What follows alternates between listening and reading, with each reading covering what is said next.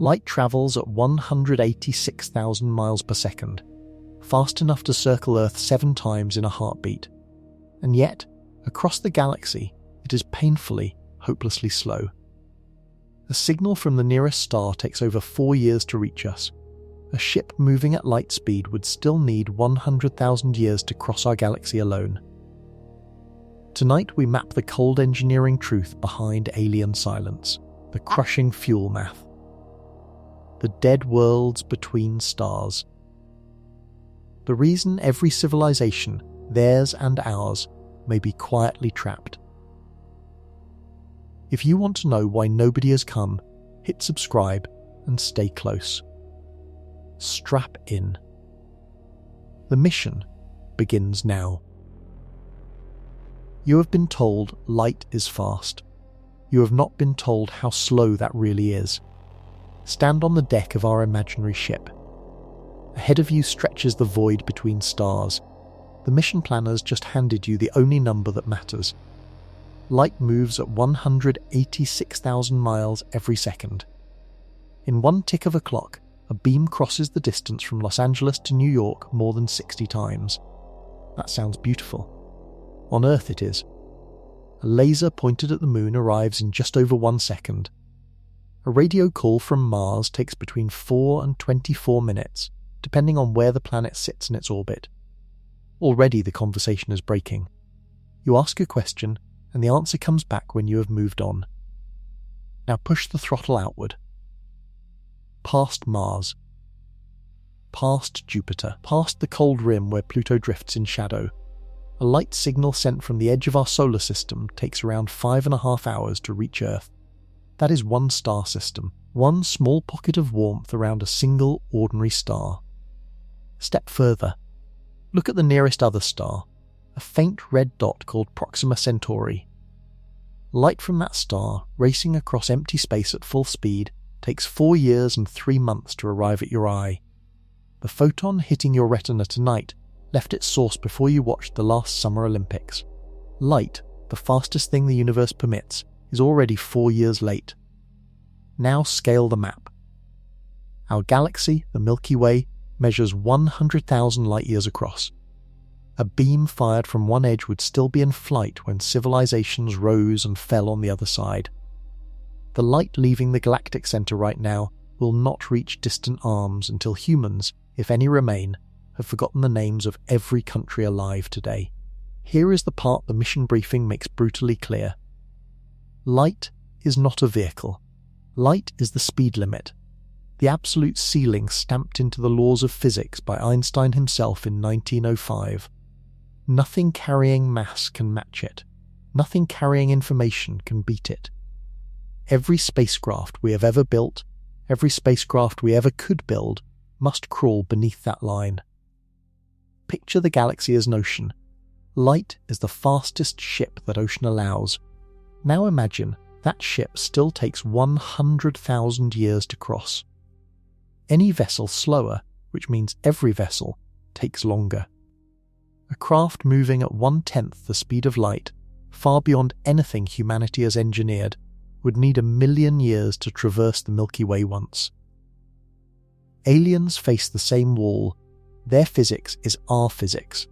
Their photons obey the same ceiling. If a civilization across the galaxy decided to visit Earth tonight, the journey would consume a span longer than the entire history of mammals. Their ship would launch into a future their children's children would never witness. This is the first truth of our voyage, and it sets the tone for everything that follows. Light is slow. Space is vast. The math has not yet begun to get cruel. What comes after this is where the engineering starts to bleed. Imagine you are an alien engineer. Your civilization has just learned to broadcast across the stars. You point the dish at a promising blue planet and send the first message. You will be dead before it arrives. Your children will be dead. Your grandchildren will be dust. Your nation, your language, your species-written history, all of it could vanish in the time it takes that signal to cross the gap. A message sent from the far side of our galaxy needs roughly 100,000 years to reach Earth. A message from the nearest large galaxy, Andromeda, needs 2.5 million. Now compare that to how long civilizations actually last. Human beings have been writing things down for about 5,000 years. The Roman Empire lasted around 1500. Modern industrial society, the kind that builds radio telescopes and rockets, is barely 200 years old.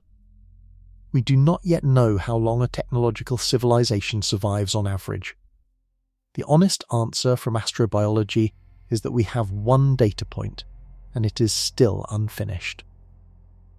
Drop those numbers next to the travel time of a signal, and the picture turns cold. A civilization could rise, build cities, decode the atom, broadcast its hello, and collapse into ruins all before the message clears its own galactic neighborhood. Another civilization could be listening at the right frequency, in the right direction, for 1,000 years and still hear nothing, because the senders went silent 10,000 years before the broadcast even reached the listener's sky. This is what astronomers call the cosmic timing problem. Two civilizations must overlap not only in space, but in time. They must be transmitting and listening within the same narrow window across a galaxy 10 billion years old. Picture two ships passing through a fog so thick that each can only flash a lantern for a moment. The chance that one sees the other at exactly the right second is brutally low. Now layer the physics on top. Radio waves, the cheapest signal a civilization can produce, weaken with distance. By the time a message crosses tens of thousands of light years, it has spread so thin that detecting it requires antennas larger than anything we have ever built. Earth's strongest radio leakage, the kind we have been spilling into space since the 1940s, fades into background noise within a few dozen light years. We are, for all practical purposes, invisible. Here is the cruel part. Even if a civilization is still alive somewhere out there, even if they are pointing a beam directly at Earth, we may simply have arrived at the wrong moment. The signal that would prove we are not alone could have washed past our planet 10,000 years ago when nobody had built a receiver. Or it could be inbound right now, still 700 years from arrival, aimed at humans who may or may not exist when it lands. Time is the second wall, and it is taller than the first. Light is slow, civilizations are short, the galaxy is patient and uncaring, and it does not coordinate the schedules of those it might allow to meet. The next waypoint on our voyage is the closest star to Earth. The math there is even worse than you think. Set course for the closest star. The mission planners have already pulled the file. It is called Proxima Centauri, a small red dwarf burning quietly 4¼ light years from Earth. That is the headline. Now read the fine print. 4¼ light years sounds like a short hop on a galactic map. On the engineering deck, it translates to roughly 25 trillion miles. Write that number out. 25,000 million miles. The fastest spacecraft humans have ever built, NASA's Parker Solar Probe, hits about 430,000 miles per hour at its closest swing past our home star. At that record-breaking speed, the trip to Proxima Centauri would take more than 6,500 years. 6,500 years. The pyramids of Giza were built around that long ago. A ship leaving today at our best demonstrated speed would arrive carrying the bones of crews whose grandparents were born when the pharaohs still ruled. The planners scratch out that option. Try harder. A theoretical fusion rocket, the kind engineers have been sketching since the 1970s, might reach around 10% of light speed. At that velocity, Proxima Centauri sits 43 years away one way. Better. Still longer than most careers. And we have not built a working fusion rocket. Not one. Decades of research, billions of dollars, and the engines remain on paper. Push further. Breakthrough Starshot, a real proposal funded by real scientists, plans to send a gram-scale probe at 20% the speed of light using ground-based lasers. At that speed, the chip would reach Proxima in around 20 years. The catch is brutal. The probe weighs less than a paperclip. It carries no humans, no fuel for slowing down, and no way to send back more than a faint whisper of data. It does not stop at Proxima. It tears past at 60,000 miles per second and is gone. So even with our most ambitious engineering, the closest star is a flyby for a chip, not a destination for a crew. There is a planet there, by the way. Proxima Centauri b, discovered in 2016. It sits in the habitable zone of its red dwarf, where liquid water could exist. Astronomers cannot confirm whether the surface holds oceans or whether the star's frequent flares have stripped its atmosphere bare. A probe could tell us. A probe cannot get there in any human's lifetime. Now consider the alien side of the equation. If a civilization on Proxima Centauri b decided to visit Earth tonight with engineering equal to our best blueprints, they would face the same wall. Their ship would launch into a multi-decade voyage. Their travellers would age, or freeze, or die. Their home would change beyond recognition before they returned. Proxima Centauri is the closest cosmic neighbour humanity has, the closest possible visitor, the shortest possible reach. And the math still buries any realistic mission under centuries of travel time, fuel constraints, and engineering that has never left the simulation. If we cannot cross 4 light years, the rest of the galaxy becomes a closed door. And aliens, no matter how advanced, sit on the other side of the same locked frame. The next chapter takes the only true interstellar object humanity has ever launched, and watches how slowly it actually moves. There is one human-built spacecraft that has actually crossed into interstellar space. Just one. Its name is Voyager 1, and watching it travel is the most honest reality check the mission can offer. Voyager 1 launched in September 1977. It was the size of a small car. It carried cameras, instruments, a golden record of human sounds, and a tiny nuclear battery. Its primary job was to fly past Jupiter and Saturn, take photographs, and send back data. Mission accomplished by the early 1980s. Then, the engineers kept it running. And running. And running. Today, Voyager 1 is the most distant object humans have ever made. As of this year, it sits roughly 15 billion miles from Earth. A signal from the spacecraft, travelling at light speed, takes more than 23 hours to reach our antennas. We send a command, then wait nearly a full day for the reply. The conversation has become a kind of slow letter exchange across a void no postal service could ever serve. Here is the part that should freeze you. Voyager 1 is moving at about 38,000 miles per hour relative to our star. That is roughly 10 miles every second. Faster than any rifle bullet. Faster than the International Space Station orbits Earth. By any human standard, the craft is screaming through space. And yet, in 48 years of flight, Voyager 1 has covered just over 1/500th of the distance to Proxima Centauri.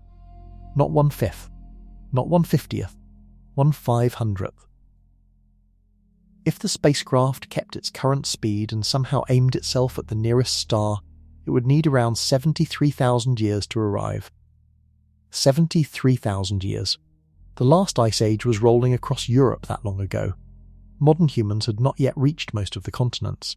The crew that built Voyager 1 will have been forgotten for hundreds of generations before the spacecraft reaches a star it is not even pointed at. This is the brutal lesson. Voyager 1 is the success story. The triumph, the flagship of human interstellar engineering. And it is barely a step out the front door. The mission planners now have a clearer picture of the problem. Speed scales painfully with energy. Voyager 1 used the gravity of Jupiter and Saturn as slingshots, stealing momentum from giant planets to push itself outward. There are no more slingshots beyond the solar system. To go faster, future ships would need to carry their own fuel, and the fuel itself becomes the weight that slows them down. Engineers call this the tyranny of the rocket equation. Every extra pound of fuel needs more fuel to push it. The faster you want to go, the more propellant you must haul, and the heavier your ship becomes. Beyond a certain speed, the math collapses. There is not enough mass in the solar system to fuel a chemical rocket up to even 1% of light speed. Voyager 1 is what humanity could do with chemical engines, gravity assists, and 48 years of patience. It is not enough. It will never be enough. The real numbers strip away the comforting language of interstellar travel and replace it with something quieter and more honest. We are barely moving, and that is the problem the next chapter is going to make worse. The chief engineer steps onto the deck and pulls up a single equation. She tells you to read it carefully, because this is the wall every interstellar mission slams into. It is called the Tsiolkovsky rocket equation, written in 1903 by a Russian schoolteacher named Konstantin Tsiolkovsky. The equation describes how much fuel a rocket needs to reach a given speed. The rule it reveals is unforgiving. Doubling your target speed does not double your fuel. It multiplies it, exponentially, until the numbers stop making sense. Picture a simple case. You want a 1-ton spacecraft to reach 1/10 the speed of light using a chemical rocket. The kind of rocket that lifts payloads off Earth today. Plug the numbers into the equation. The result is staggering. You would need more fuel than exists in the observable universe. Not your country. Not your planet. The entire universe. Read that again. To push 1 ton of metal up to 10% of light speed, with the engines we currently use, the math demands a fuel tank larger than reality itself. That is what physicists call a divergence. The equation breaks. The mission cannot fly. Now ease the requirements. Try 1% of light speed instead, still about 10 times faster than Voyager 1. Fast enough to reach Proxima Centauri in roughly 400 years. The fuel demand becomes more reasonable, but only on paper. A chemical rocket built to reach that speed would need to be the size of a moon, almost entirely propellant, with a tiny capsule for the crew bolted on top. Nobody has ever attempted to build such a thing. The engineering would shatter under its own weight before it ever lit an engine. Move to better fuels. Nuclear thermal rockets, where a reactor heats hydrogen and shoves it out the back, double the efficiency of chemical engines. Helpful, but not enough. The fuel tower still grows beyond anything constructible. Ion drives, which fling charged particles out at high speed, sip fuel slowly and accelerate gently for years. They reach decent speeds for unmanned probes, but they cannot push a crewed ship to relativistic velocities in any human lifetime. Here is the cruel core of the problem. Every rocket carries its own fuel. The fuel itself has mass. That mass must also be accelerated, so you add fuel to push the fuel that pushes the ship. And then more fuel to push that fuel. The stack compounds. The bigger you build, the worse the ratio becomes. Engineers call it the tyranny of the rocket equation, and it has no clean escape. This is why every serious interstellar proposal abandons the rocket and looks elsewhere. Beam your power from outside the ship. Scoop fuel from space as you travel. Use antimatter, which packs more energy per gram than anything else in physics. Each option introduces new engineering nightmares the next chapters will explore. The takeaway from this stop is brutal and clean. A traditional rocket cannot reach the stars. The equation forbids it. Not because we lack effort or budget or genius, but because the universe itself charges an exponential price for speed, and our wallets run out long before we approach light. Aliens face the same equation. Their physics is identical to ours. Whatever they build, the rocket math is waiting for them too. The next chapter looks at the most violent engine ever seriously proposed, and the reason it almost flew. In the late 1950s, a group of physicists in California decided the way to reach the stars was to detonate nuclear bombs behind the spacecraft. This was a real project. It was called Project Orion, and the United States government funded it. The lead minds included Freeman Dyson and Theodore Taylor, both of them serious, sober scientists who had worked on actual nuclear weapons. They were not joking. They built scale models. They tested propulsion concepts with conventional explosives. They believed they could send a crewed ship to Saturn by 1970 and to nearby stars within a century. The design was straightforward in the way only nuclear engineering can be. Build a heavy steel plate at the back of the spacecraft. Attach giant shock absorbers between the plate and the crew compartment. Then, every few seconds, eject a small atomic bomb behind the ship and detonate it. The shockwave slams the plate forward. The shock absorbers cushion the crew. The ship leaps ahead. Repeat the process thousands of times. It sounds insane. The math, however, said it would work. Orion's projected performance left every other rocket in the dust. A chemical rocket carries fuel that releases energy through chemistry. A nuclear bomb releases millions of times more energy per pound of material. By riding explosions instead of burning propellant, an Orion ship could carry far more cargo, push to far higher speeds, and shrug off the rocket equation's exponential curse. Engineers calculated that a fully built Orion could reach about 3% of light speed. At that velocity, it could deliver a crewed expedition to Alpha Centauri in roughly 140 years. Still long, still a multi-generational mission. Yet it was the first design in history where the numbers, on paper, actually closed. There were problems. Enormous ones. Detonating thousands of nuclear bombs near Earth would scatter radioactive fallout across the planet. Every launch would poison the atmosphere measurably. The ship itself would be the size of a skyscraper, carrying several thousand bombs as its fuel supply.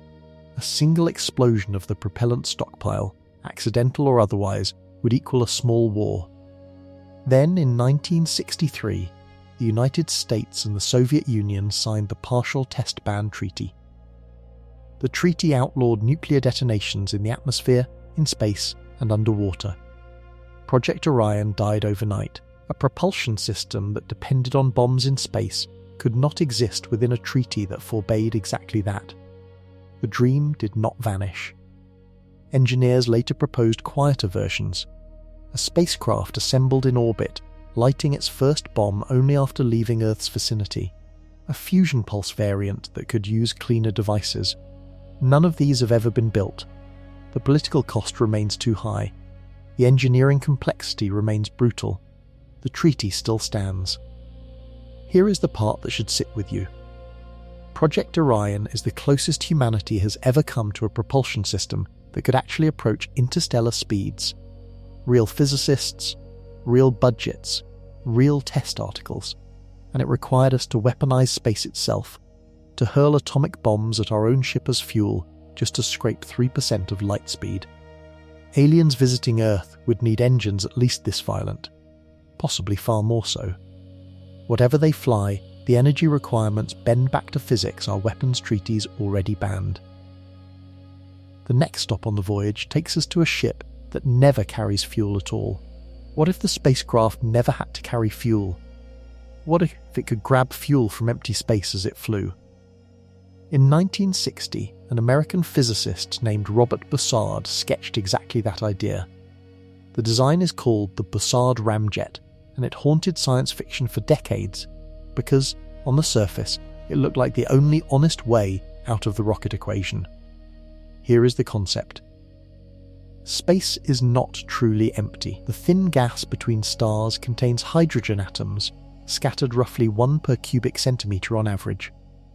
A few atoms in your living room's worth of space. Almost nothing. Multiply that across the unfathomable distances of interstellar travel, however, and the total amount of hydrogen along a long journey becomes enormous.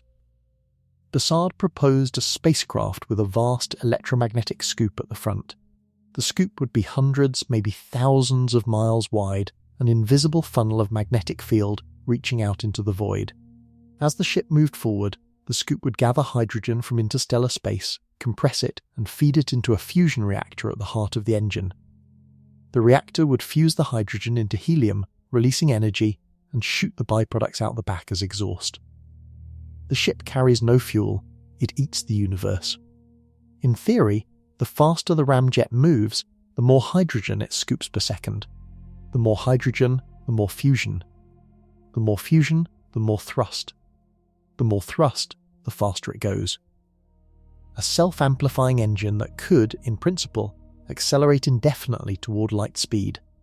Imagine a whale gliding through dark water, mouth open, sweeping plankton into its filter.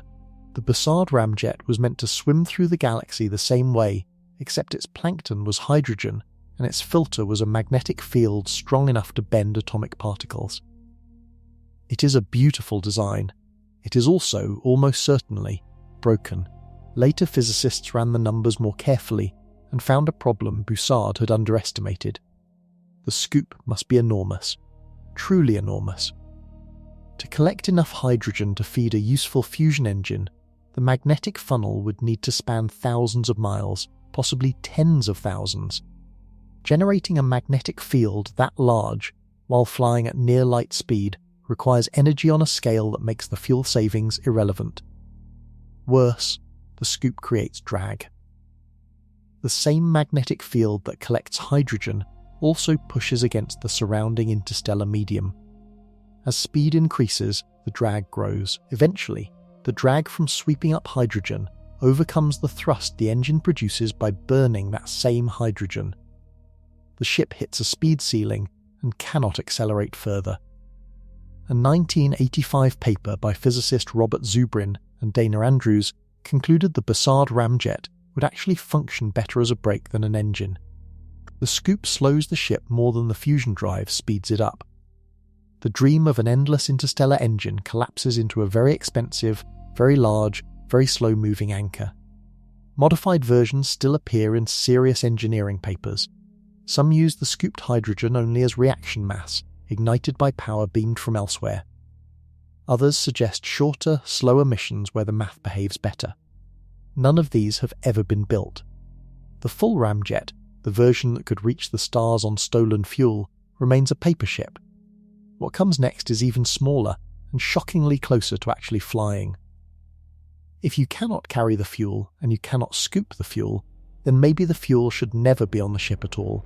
This is the idea behind Breakthrough Starshot, the most serious, most funded, and most physically realistic interstellar mission ever proposed. It was announced in 2016 by a group that included Stephen Hawking and the late Russian-Israeli investor Yuri Milner, who pledged $100 million to develop the technology. Real money, real teams, real laboratories around the world chasing the same goal. The design strips away everything heavy. No crew, no life support, no reactors, no fuel tanks. The probe itself weighs about 1 gram, less than a paperclip. It is a chip the size of a postage stamp, packed with cameras, sensors, a tiny power source, and a whisper-thin radio. Attached to the chip is a sail, a gossamer sheet only a few atoms thick, perhaps 15 feet across when unfurled. The fuel stays on Earth, or rather, the energy stays on Earth. Starshot's engineering plan calls for a giant array of lasers built somewhere on the ground, possibly in a high desert. The array would combine the output of millions of individual lasers into a single beam carrying about 100 gigawatts of power. For comparison, that is roughly 50 times the output of the Hoover Dam, focused into one bright spear.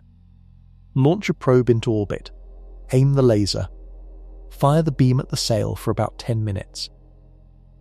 In that brief window, the photons from the laser slam into the sail, transferring momentum, pushing the chip forward. The acceleration is brutal. The probe goes from standstill to 20% of light speed in under 10 minutes. That is around 60,400 miles per second. Faster than anything humanity has ever launched, by a factor of more than 10,000. After acceleration, the laser shuts off. The chip coasts. There is no way to slow it down, no way to steer it, no fuel on board to do either. It just flies. 20 years later, the probe reaches Proxima Centauri. It has roughly a single hour of close encounter, during which it must photograph the planet, gather what data it can, and beam everything back toward Earth. Then it tears past at a speed where the entire solar system around the star is crossed in a few hours. Gone forever. 4 years after that close pass, the radio signal from the probe finally reaches Earth's antennas. 24 years after launch, scientists see the first close-up of Proxima Centauri b. That is the dream. The reality is harder, the laser array does not exist. Building a 100 gigawatt phased laser system requires breakthroughs in optics, atmospheric correction, and energy storage that the field has not yet achieved. The sail must survive temperatures and forces that would vaporize most known materials. Aiming the beam precisely enough to push a chip without burning it is a problem nobody has fully solved. Yet the math closes. Unlike the rocket equation, unlike the Bussard ramjet, breakthrough Starshot's numbers do not demand the impossible. They demand the very, very difficult. That difference matters. Here is the cold truth, though. Even Starshot, the best plan we have, sends a chip. Not a person, not a colony. A grain of intelligence flung once across one tiny gap. What aliens would need to send something larger is the next chapter, and it gets uglier. If chemistry is too weak, and nuclear bombs are too dirty, and laser sails are too small, the engineers turn to the most powerful fuel physics allows. Antimatter. Antimatter is real. It is not science fiction. Particle accelerators around the world produce small amounts of it every day.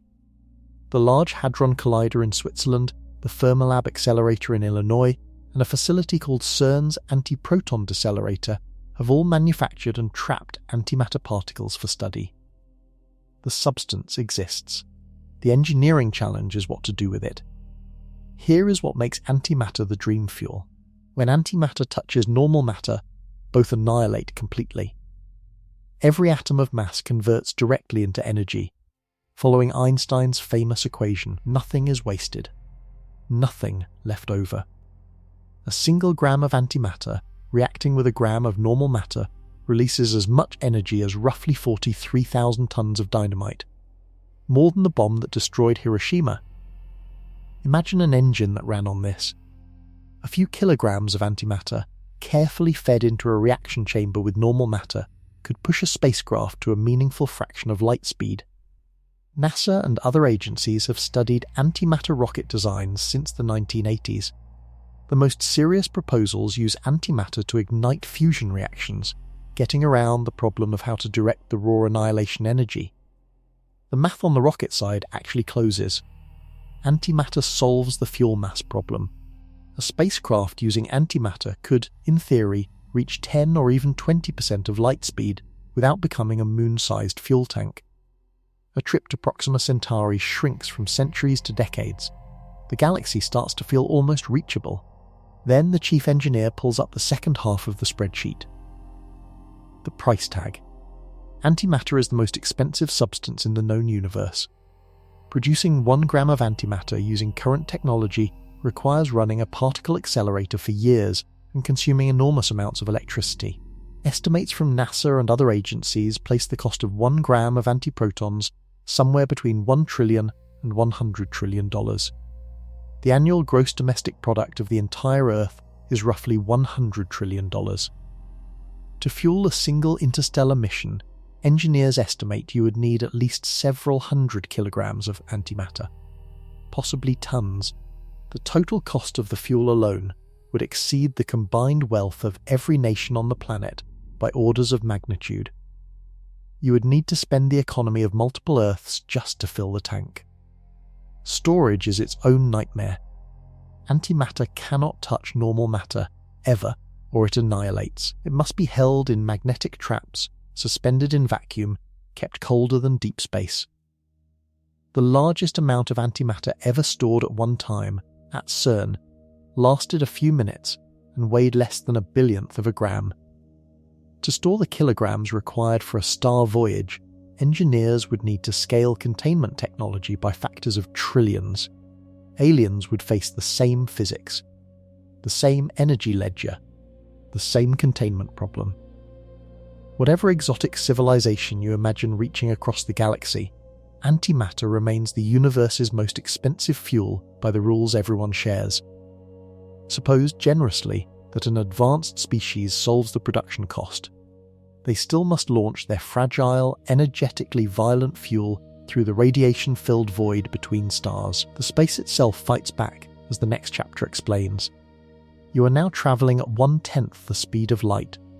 the fastest crude velocity any engineer has ever seriously proposed, faster than anything humanity has ever launched. The stars stretch ahead. The mission planner taps your shoulder and points at the windshield. Space is not empty, and at this speed, it is trying to kill you. The thin gas between stars, called the interstellar medium, contains hydrogen atoms and dust particles scattered across the void. Walking through your living room, you would never notice them. At rest, they are nothing. A few atoms per cubic centimetre, drifting without purpose, waiting for billions of years. Now multiply by speed. When your spacecraft slams into a stationary hydrogen atom while moving at 30,000 miles per second, the atom hits like a bullet. The energy of impact does not depend on how heavy the atom is, it depends on how fast you are going. At relativistic speeds, even a single proton becomes a high-energy particle, the kind physicists smash inside particle accelerators on Earth. A spacecraft cruising at 10% of light speed encounters trillions of these particles every second. Each one strikes the hull at a velocity that would humble any rifle round. The cumulative effect is brutal. Engineers studying the problem have calculated that a thin metal shield would erode away in months. A thicker shield slows the erosion but adds enormous mass, which requires more fuel, which the rocket equation has already told you cannot be afforded. Then come the dust grains. The interstellar medium contains tiny specks of carbon, silicates and ice, ranging from molecules to particles a few millionths of a metre across. At 1/10 of light speed, a single dust grain the size of a grain of sand carries the kinetic energy of a small artillery shell. A grain the size of a peppercorn turns into a hand grenade. Impacts at relativistic speed do not dent the hull. They punch through it like paper. Picture driving down a highway in a thunderstorm. The raindrops hit your windshield, annoying but harmless. Now imagine driving through that same storm at 100 million miles per hour. Each drop becomes a hammer strike. The windshield shatters in seconds. The car cannot survive the trip. Engineers have proposed solutions. None of them are easy. A Whipple shield, originally designed for satellites in low Earth orbit, uses thin sacrificial layers separated by gaps. The first layer breaks the incoming particle into smaller fragments. The second absorbs the fragments. At interstellar speeds, however, even Whipple shields struggle. The relativistic impacts are simply too energetic. Some designs propose flying behind a giant block of ice, ablating slowly as it absorbs particles. Others suggest powerful magnetic fields ahead of the ship, deflecting charged particles before they hit. Both options demand enormous mass or enormous energy. Both reopen the problems earlier chapters already broke against. Breakthrough Starshot's engineers studied this carefully. Their solution for a 1-gram chip is brutal. They accept some erosion. They build the sail and probe out of the toughest materials they can find. They calculate that some probes will be destroyed and plan to launch many. Loss is built into the mission. For a crewed ship, loss is not an option. A single hull breach at relativistic speed is not a slow leak. It is an explosion. The crew dies in seconds. Aliens would face the same wall of bullets. Their hulls would erode. Their crews would die from the same impacts. The interstellar medium does not negotiate. The next chapter shows what happens when the bullets are radiation, and the bodies are biological. Set the impact shielding aside. Imagine you have solved that problem. The hull is intact. The dust grains glance off. The hydrogen atoms are deflected. Now look at what is still passing through the metal anyway. It is called cosmic radiation, and it is the quiet murderer of every interstellar mission ever sketched. Cosmic radiation is a stream of high-energy particles racing through space at nearly the speed of light. Most of it is protons, stripped from the nuclei of atoms. Some of it is heavier ions, including iron, calcium, and silicon. The particles come from supernova explosions, from active galaxies, from the sun itself in smaller doses. They never stop. They fill every cubic inch of the galaxy, all the time.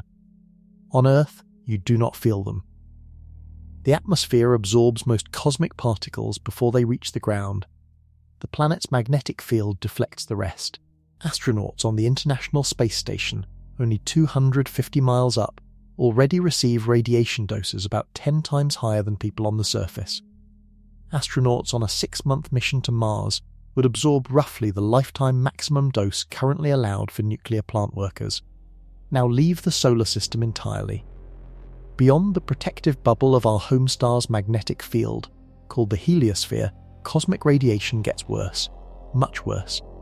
Galactic cosmic rays from distant supernovae arrive unattenuated.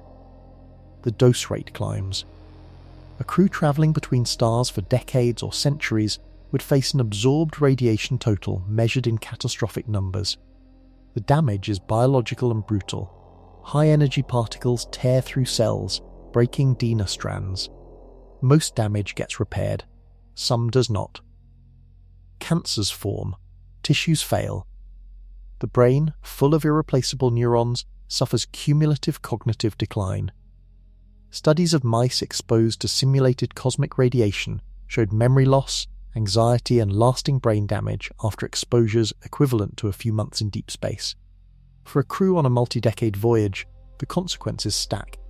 Not only would individual astronauts develop diseases, the reproductive cells they carry would mutate. Children born aboard the ship, if any are intended, would inherit a damaged genetic library. By the 3rd or 4th generation, an interstellar crew might face fertility collapse, congenital defects, or worse. Engineers have proposed shielding. Lots of it. Layers of polyethylene plastic, water tanks wrapped around crew quarters, even active magnetic fields generated by superconducting coils on the hull. Each option has a cost. Mass shielding adds tonnage that the propulsion system cannot afford.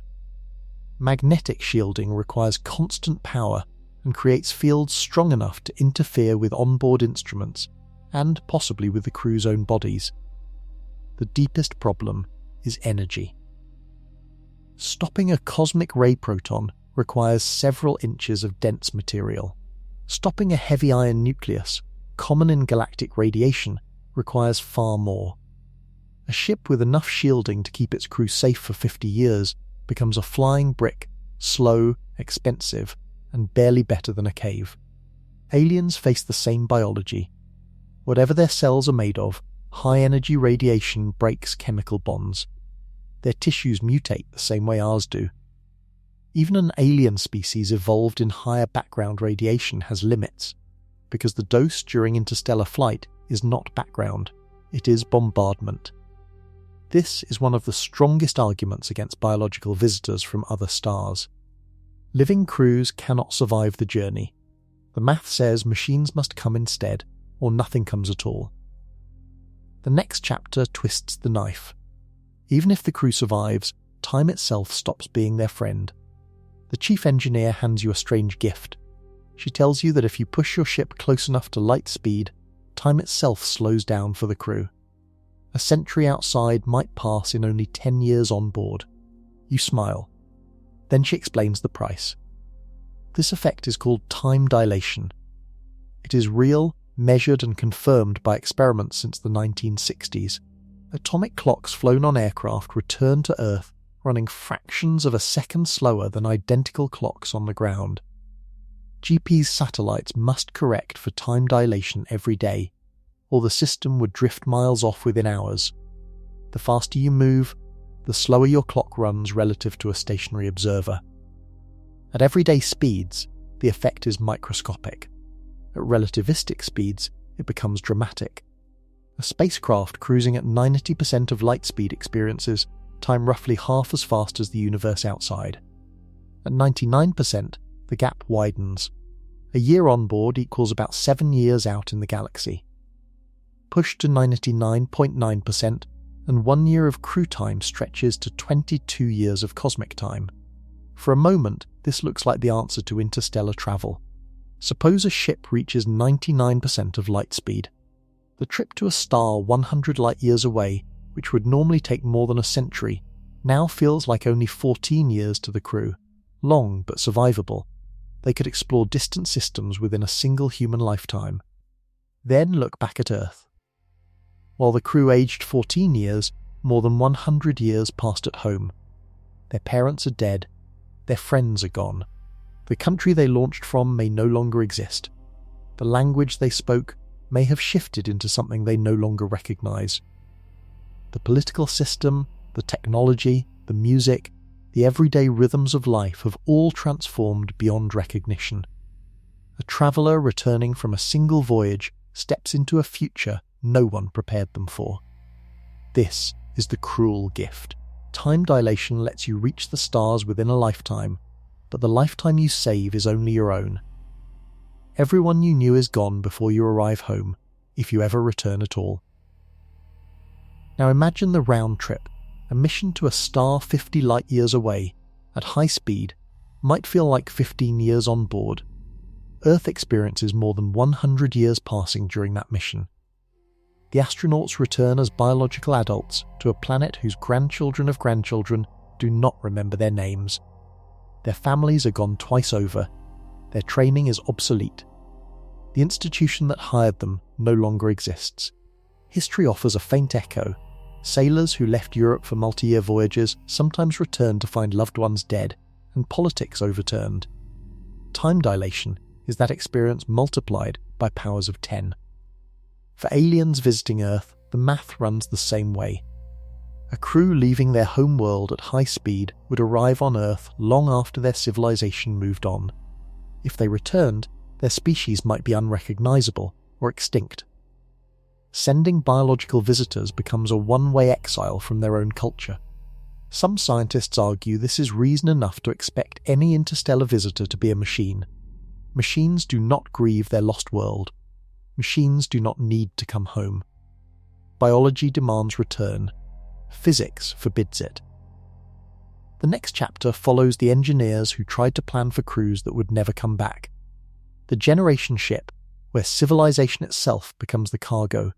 If the journey takes too long for one human lifetime, the answer is to send more lifetimes. This is the generation ship.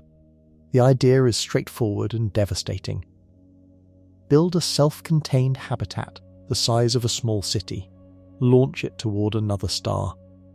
Inside, a few hundred or a few thousand people live, marry, have children, die, and pass the mission to the next generation. Hundreds of years later, the ship arrives at its destination. The original crew never sees it. Their great-great-grandchildren step out instead.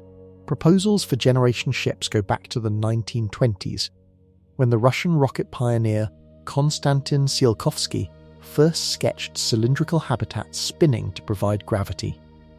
NASA studied versions in the 1970s.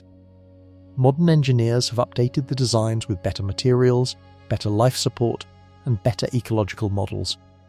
The basic concept survives because, on paper, it is the only crewed mission that does not require breaking physics. The engineering hurdles are still enormous. A generation ship must be a closed ecosystem. Every breath of air, every drop of water, every gram of food must cycle through the system without losses for centuries. Earth itself struggles to balance such cycles, and Earth has oceans, forests, and a magnetic field. A generation ship has whatever its builders packed at launch and whatever the crew can grow inside. Project Biosphere 2, an attempt in the 1990s to seal 8 people inside a self-sustaining habitat in Arizona, ran into oxygen depletion and crop failure within 2 years. It taught engineers a humbling lesson. We do not yet know how to build a closed ecosystem that lasts even a decade, let alone a century. The social problem is harder than the biological one. Picture being born aboard the ship. You did not choose this mission. Your great-great-grandparents did. You will live and die in steel corridors, breathing recycled air, eating food grown under artificial lights. You will never see the destination because you are too early. You will never see Earth because you are too late. The mission is yours by inheritance, not consent. Sociologists who have modelled generation ships predict deep crises. Crews mutiny, religions form around the destination star. Whole generations forget the original purpose, or invent new ones. Governance must be designed for stability across centuries. something humanity has never sustained on Earth itself. Roman emperors, dynasties, constitutions, all of them eventually fragmented. A small steel city moving through the void offers fewer escape valves than any nation in history. Then come the genetic problems. A starting population of a few hundred is vulnerable to inbreeding. Studies suggest the minimum viable population for healthy long-term reproduction is somewhere between 500 and 10,000 individuals. Smaller crews face genetic bottlenecks. Larger crews demand bigger ships, more food, more fuel, exponentially more cost. And after all that, the destination must be habitable. If the target planet turns out to be poisonous, irradiated, or dead on arrival, the entire civilization dies in space, generations from the home they left. There is no quick return. The fuel does not exist for a turnaround. Aliens arriving at Earth in a generation ship would face the same brutal arithmetic. Their crew would have lived and died en route. Their children's children would have forgotten the launch. Their civilization, having paid the price of one outbound trip, would have nothing left for a second. What if you could just sleep through the journey? The next chapter explores that promise, and where it breaks. If a crew cannot live through the journey, why not freeze them? This is the dream of cryosleep. Put the astronauts into a deep-induced hibernation at launch. Slow their metabolism to almost nothing. Cool their bodies until biological time effectively stops. Wake them up at the destination, fresh, young, ready to explore. No generation ship. No moral burden of children born into a mission. No social collapse during the voyage. The idea sounds clean. It is also, by any honest engineering review, nowhere close to working. Here is what science has actually achieved. Some animals already hibernate. Bears, ground squirrels, certain bats, and a handful of frogs slow their metabolism dramatically during winter. Their body temperature drops, their heart rate falls, and they survive months without food or water. Researchers have studied these creatures intensely, hoping to find a switch that could be borrowed for humans. Humans, however, do not hibernate. Our biology evolved for constant activity. Lower a person's body temperature too far, and the heart fibrillates. Slow the metabolism beyond a narrow range, and tissues begin dying from oxygen deprivation. Cell membranes rupture. Ice crystals form inside organs. The damage is irreversible.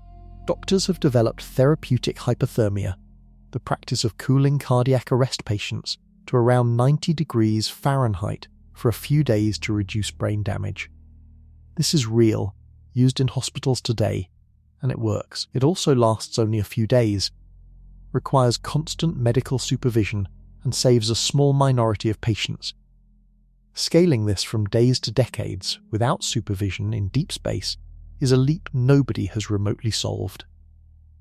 Cryonics, the practice of freezing bodies after death in hopes of future revival, is even further from a working solution. Bodies frozen by current cryonics organizations suffer extensive cellular damage during the freezing process itself. No mammal larger than a rabbit kidney has ever been frozen, thawed, and brought back to functional life. Human cryonics remains an act of faith, not a proven medical procedure. For interstellar travel, the requirements are harsher than anything in current research. The crew must enter hibernation, survive for 50 or 100 years without medical attention, and wake up neurologically intact. The system must run on minimal power, since fuel is scarce. It must protect against cosmic radiation, which mutates dormant cells just as readily as active ones. It must handle equipment failures without losing the crew. Engineers studying the problem have identified several specific walls. Memory function appears to degrade during long-term low-temperature storage. Long frozen brains may wake without their stored knowledge intact. Hormonal systems may not restart properly after extended dormancy. The immune system, idle for decades, may collapse on revival, leaving the crew vulnerable to ordinary infections that would not survive their first breath in alien atmosphere. There is also the trust problem. Imagine being asked to enter a sealed pod for 100 years, with a machine controlling whether you wake up. The machine must work flawlessly across a span longer than most pieces of human technology have ever operated. Voyager 1 has lasted 48 years and is now slowly losing power. A cryosleep pod must outlast Voyager twice over. Aliens visiting Earth using cryosleep would face the same biology, the same equipment lifetime problem, the same risk of waking with damaged minds in unfamiliar systems. Whatever creatures they evolved from, the chemistry of long-term cellular storage punishes complex life. The next chapter looks at what happens when communication itself breaks down across these distances. You are now standing at the radio console. The mission planner gives you a single rule. Whatever signal you send, expect to wait years for the reply. This is communication lag, and it is the silent killer of every interstellar exchange. Light travels at the cosmic speed limit. Radio waves are light. So are lasers.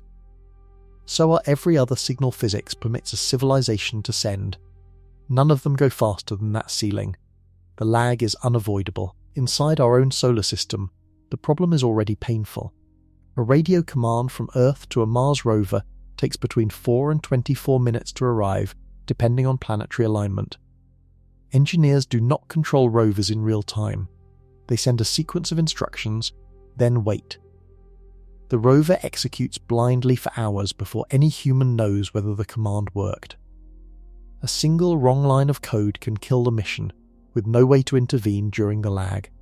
Step beyond the solar system. A radio call to the nearest star, Proxima Centauri, takes 4 years and 3 months one way. Send a message tonight, and the answer cannot arrive before 2034. Ask a question. Wait nearly a decade for the response. Conversations across this distance are not conversations. They are letters, separated by entire phases of life. Now scale up. A signal to a planet 100 light-years away takes a century to arrive. A reply takes another century to return. 200 years between question and answer. The civilization that asked may no longer exist when the reply lands. The civilization that answered may not survive the wait either. This kills the idea of interstellar diplomacy. There is no negotiation, no exchange of treaties, no live trade, no real-time alliance. Two civilizations separated by 100 light-years cannot coordinate any project shorter than several human lifetimes per round of communication. It also kills the idea of interstellar piloting. A spacecraft a few light-years from home cannot be flown by mission control.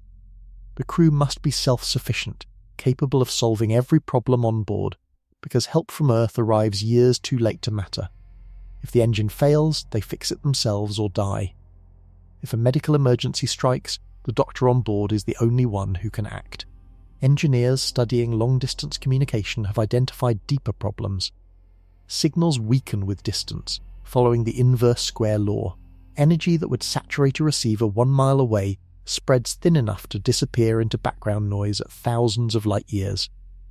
Strong narrow beams help, but they require knowing exactly where the receiver will be at the moment the signal arrives. For a moving target across centuries, this becomes a problem of orbital prediction across geological time. There is also the problem of language. A civilization receiving a message from across the galaxy must decode it without context. Mathematical symbols may help, pictures may help. Human language definitely does not, because the recipient has never heard it spoken. The Voyager Golden Record, sent on Voyager 1 in 1977, contains greetings in 55 languages, music and images. It assumes the recipient can interpret human encoding from raw audio and visual data. Whether they could is unknown. Aliens broadcasting toward Earth face the same problems in reverse. Their signals weaken across distance. Their language is alien. Their schedules do not match ours. The next chapter takes everything covered so far and reframes one of the most famous puzzles in modern science around a single brutal idea. The fuel budget. In 1950, the Italian physicist Enrico Fermi sat in a cafeteria at Los Alamos National Laboratory, eating lunch with colleagues. The conversation drifted to flying saucers, then to aliens. Fermi did some quick math in his head, then asked the question that has haunted science ever since. Where is everybody? The galaxy holds an estimated 100 billion to 400 billion stars. A meaningful fraction of them have planets. A meaningful fraction of those planets sit in habitable zones. Even if life is rare, even if intelligence is rarer, the sheer numbers should produce countless civilizations. Some should have arisen long before humans. Some should have spread. By any reasonable estimate, the galaxy should be loud with signals, busy with probes, dotted with the engineering of older species. It is not. Earth's skies are silent. Decades of careful searching have produced no confirmed alien signal, no confirmed alien probe, no confirmed alien anything. This is the Fermi paradox, and it has driven generations of scientists into competing explanations. Here is the reframing that emerges from everything the previous chapters have covered. The paradox is not really a paradox, it is a fuel budget problem. Every civilization, no matter how advanced, lives inside the same physics. The rocket equation does not bend for them. The speed of light does not bend for them. The cost of antimatter does not bend for them. The interstellar medium does not become friendlier because the crew is more clever. Every visiting alien must pay an energy bill measured in fractions of stellar output. Every signal they send must travel at the same achingly slow ceiling. Look at the math the engineers have already laid out. A single round trip to a nearby star, at any meaningful fraction of light speed, requires energy equivalent to a sustained planetary economy for centuries. A galactic empire of the kind science fiction loves demands harvesting the full output of multiple stars. A civilization that visits Earth has already paid the price of building infrastructure rivaling our entire solar system's energy budget. This changes the question. The Fermi paradox stops asking why aliens have not come. It starts asking who could possibly afford to come. The answer, by every honest engineering review, is almost no one. A civilization rich enough to mount interstellar visits must have solved energy production at scales humanity has not even imagined. They must have stable, peaceful societies that survive long enough to invest in projects spanning centuries.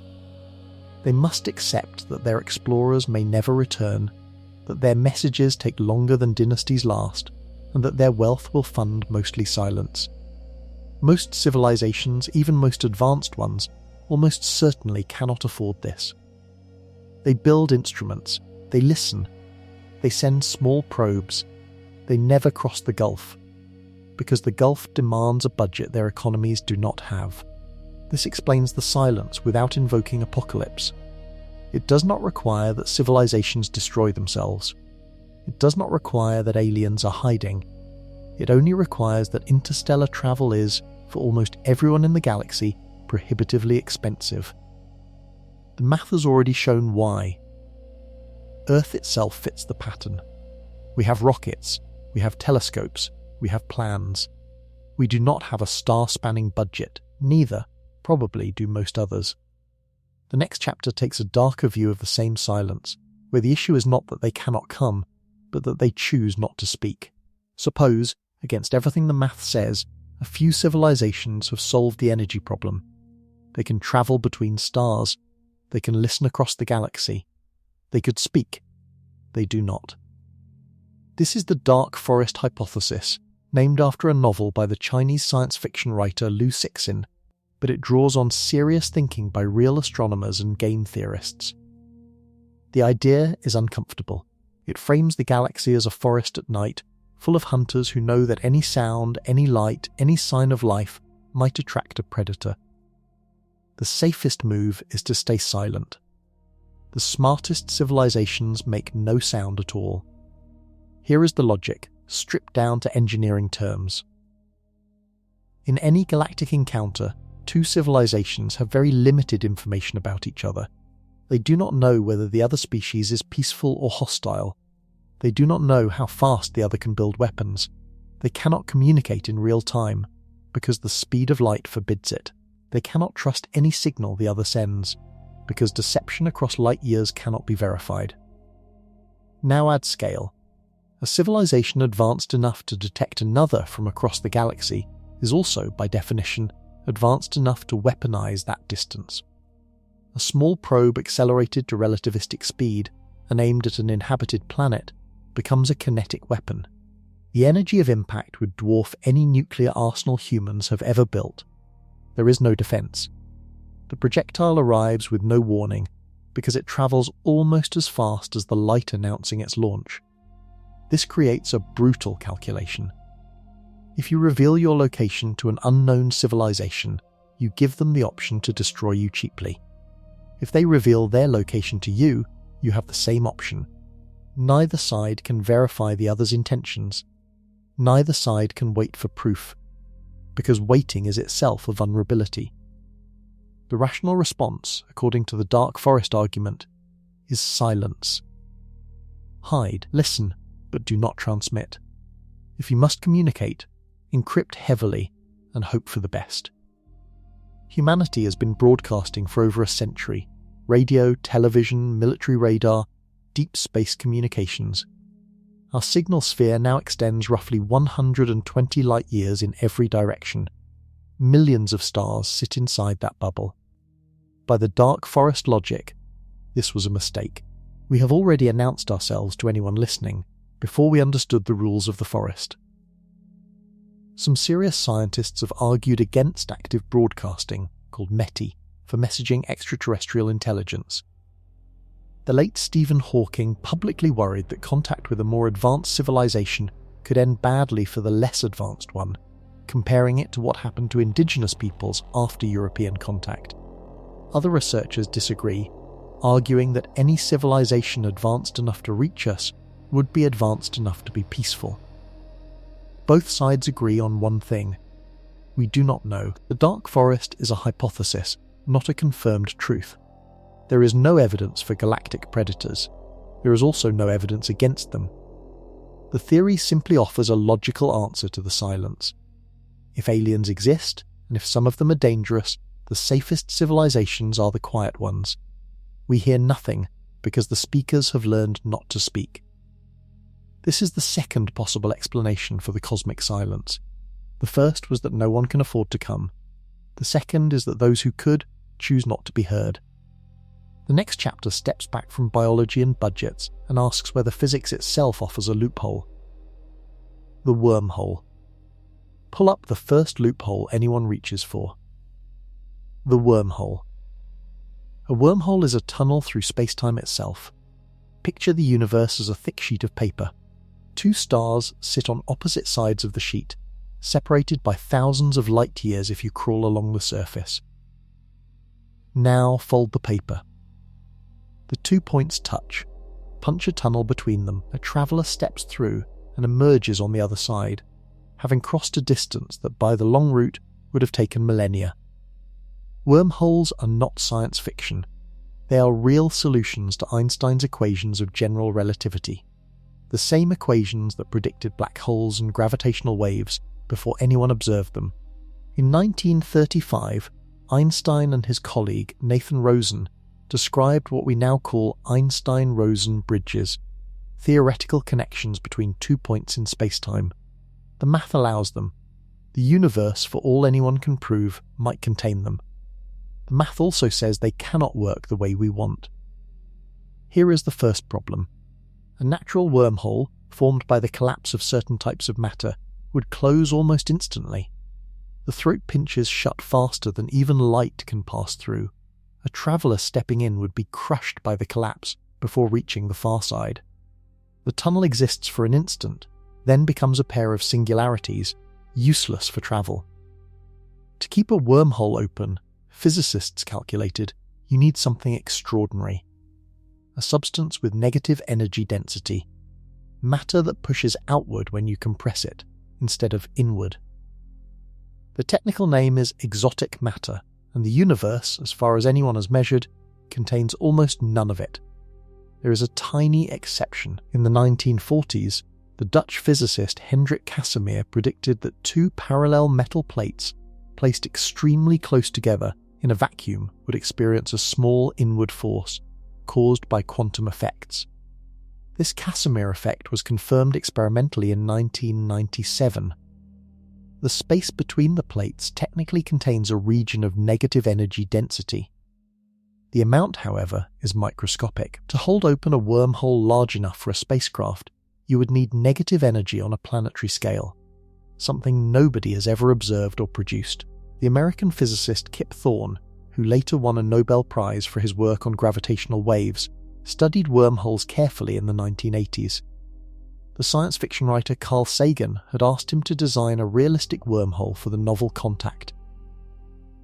Thorne worked through the equations and concluded that traversable wormholes are not forbidden by physics, but they would require quantities of exotic matter that nobody knows how to make, possibly that nobody can make. Worse, even if you built one, the energy bill is brutal.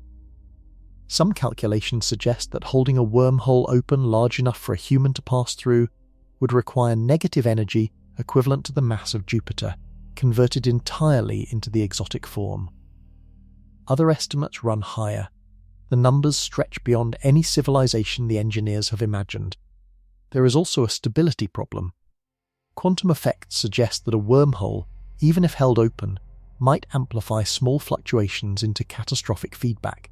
The first photon entering the throat could trigger a runaway that destroys the tunnel. Some physicists call this the chronology protection conjecture, an idea proposed by Stephen Hawking, suggesting that the laws of physics conspire to prevent the kind of time jumping shortcuts wormholes would allow. Aliens with wormhole technology would face the same exotic matter problem, the same energy ledger, the same stability nightmares. The next chapter looks at a different loophole, one that bends space-time itself instead of tunneling through it.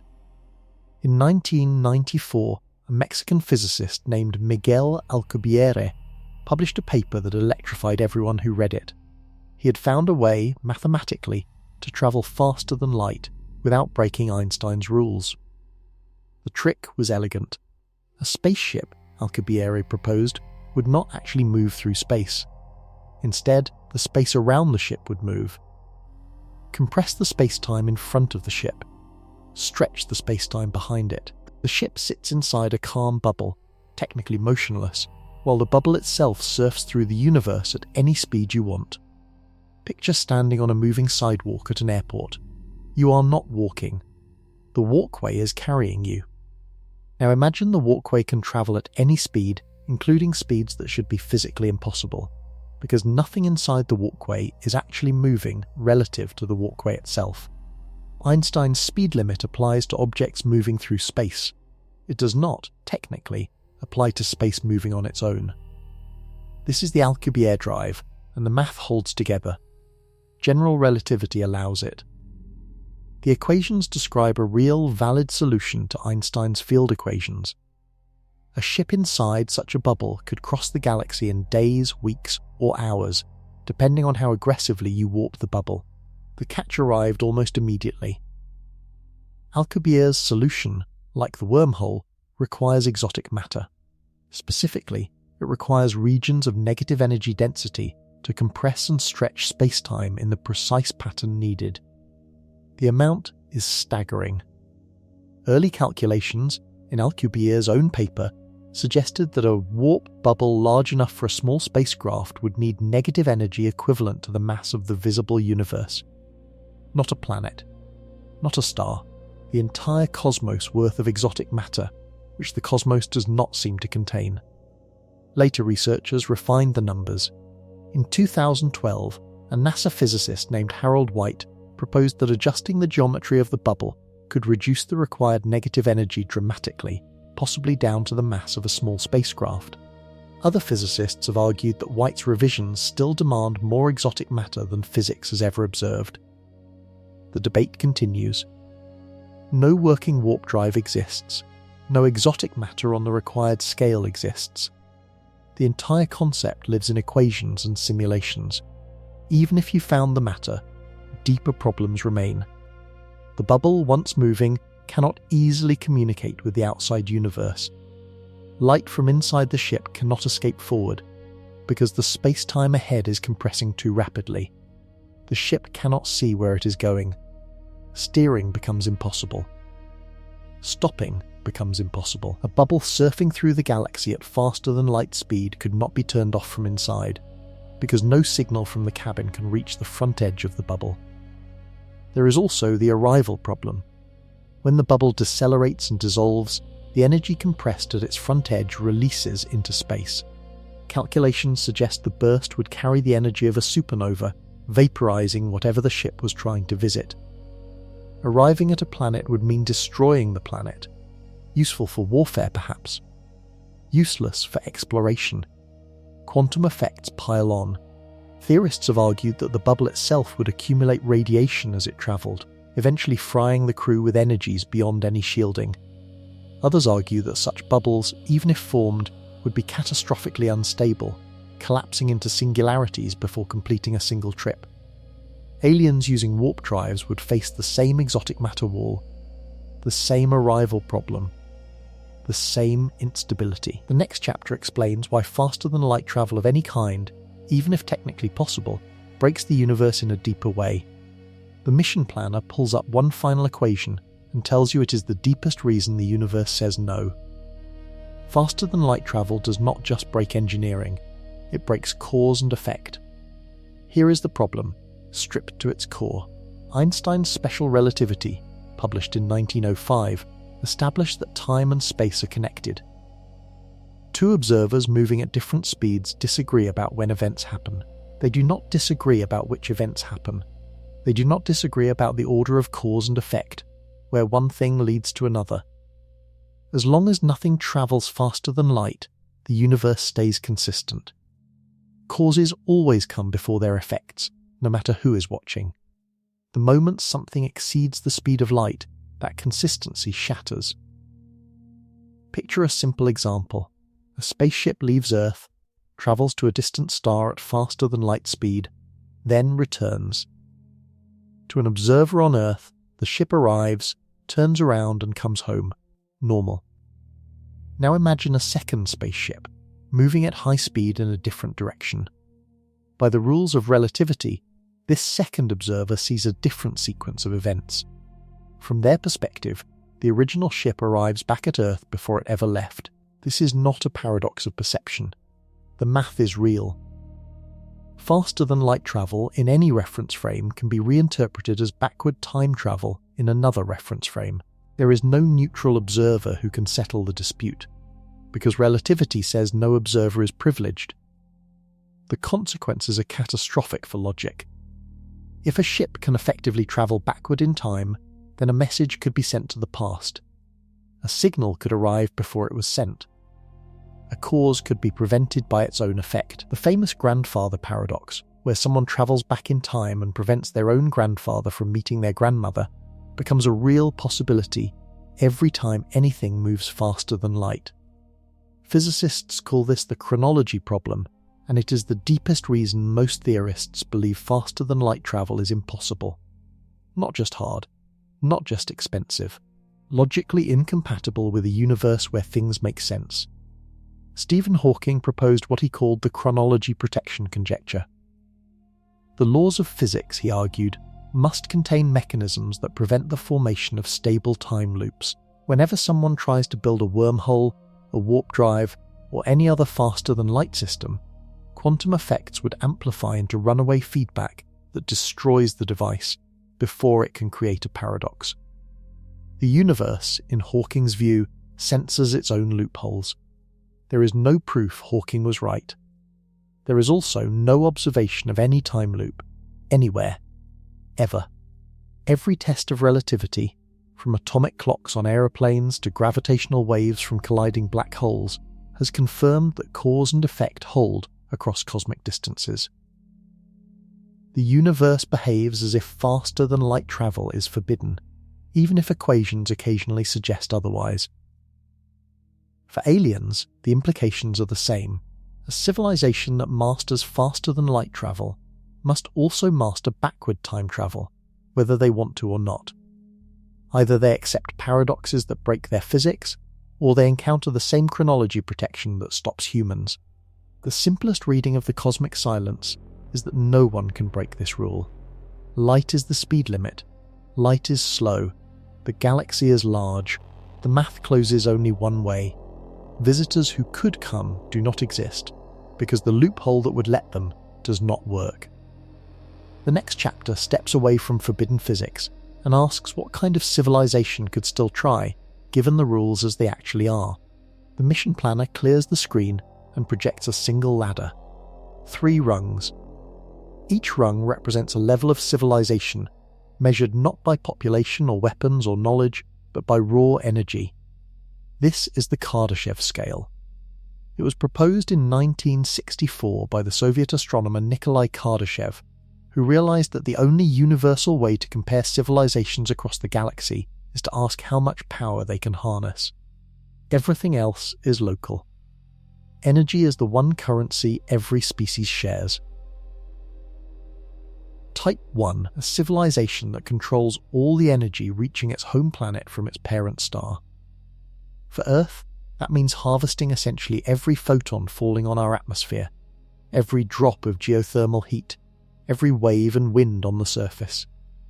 The total power available comes to roughly 10 to the 17th watts. Humanity currently uses about 10 to the 13th watts globally. We are roughly 4 orders of magnitude below Type 1.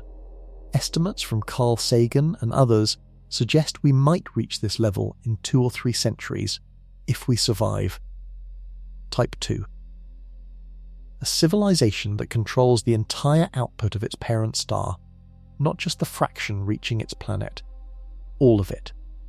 Every photon the star produces, in every direction, captured and converted to useful work. The power available is roughly 4 times 10 to the 26th watts, billions of times greater than Type 1.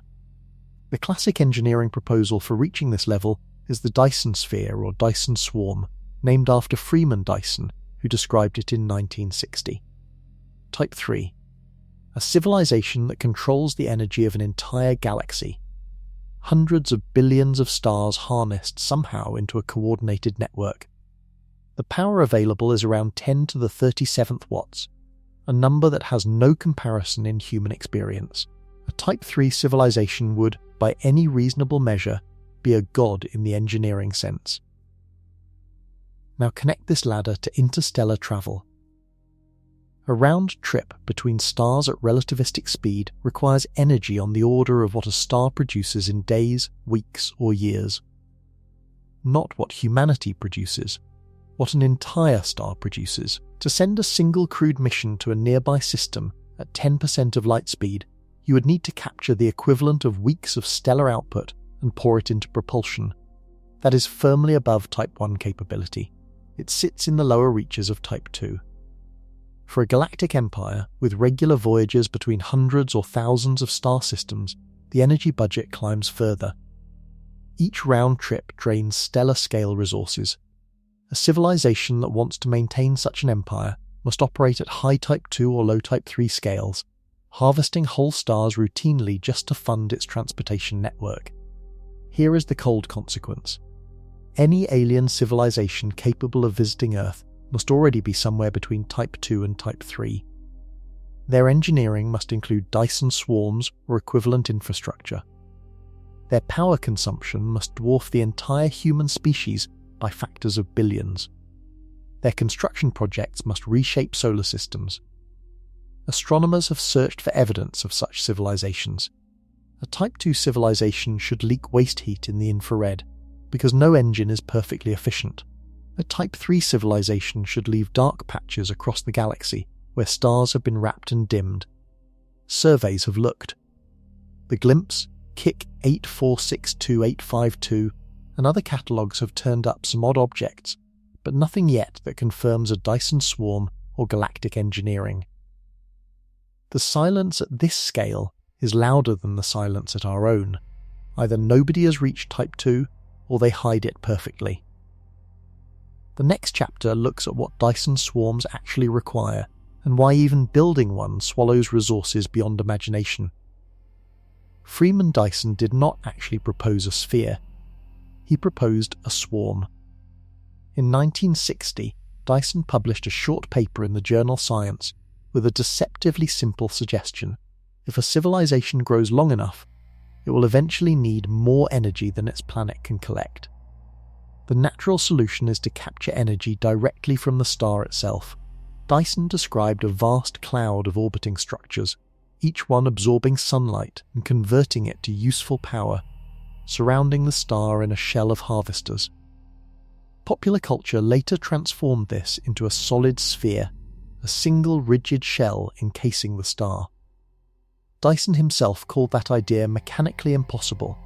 A solid shell could not survive the gravitational stresses. It would be torn apart by tidal forces, melted by stellar wind, or punctured by passing comets.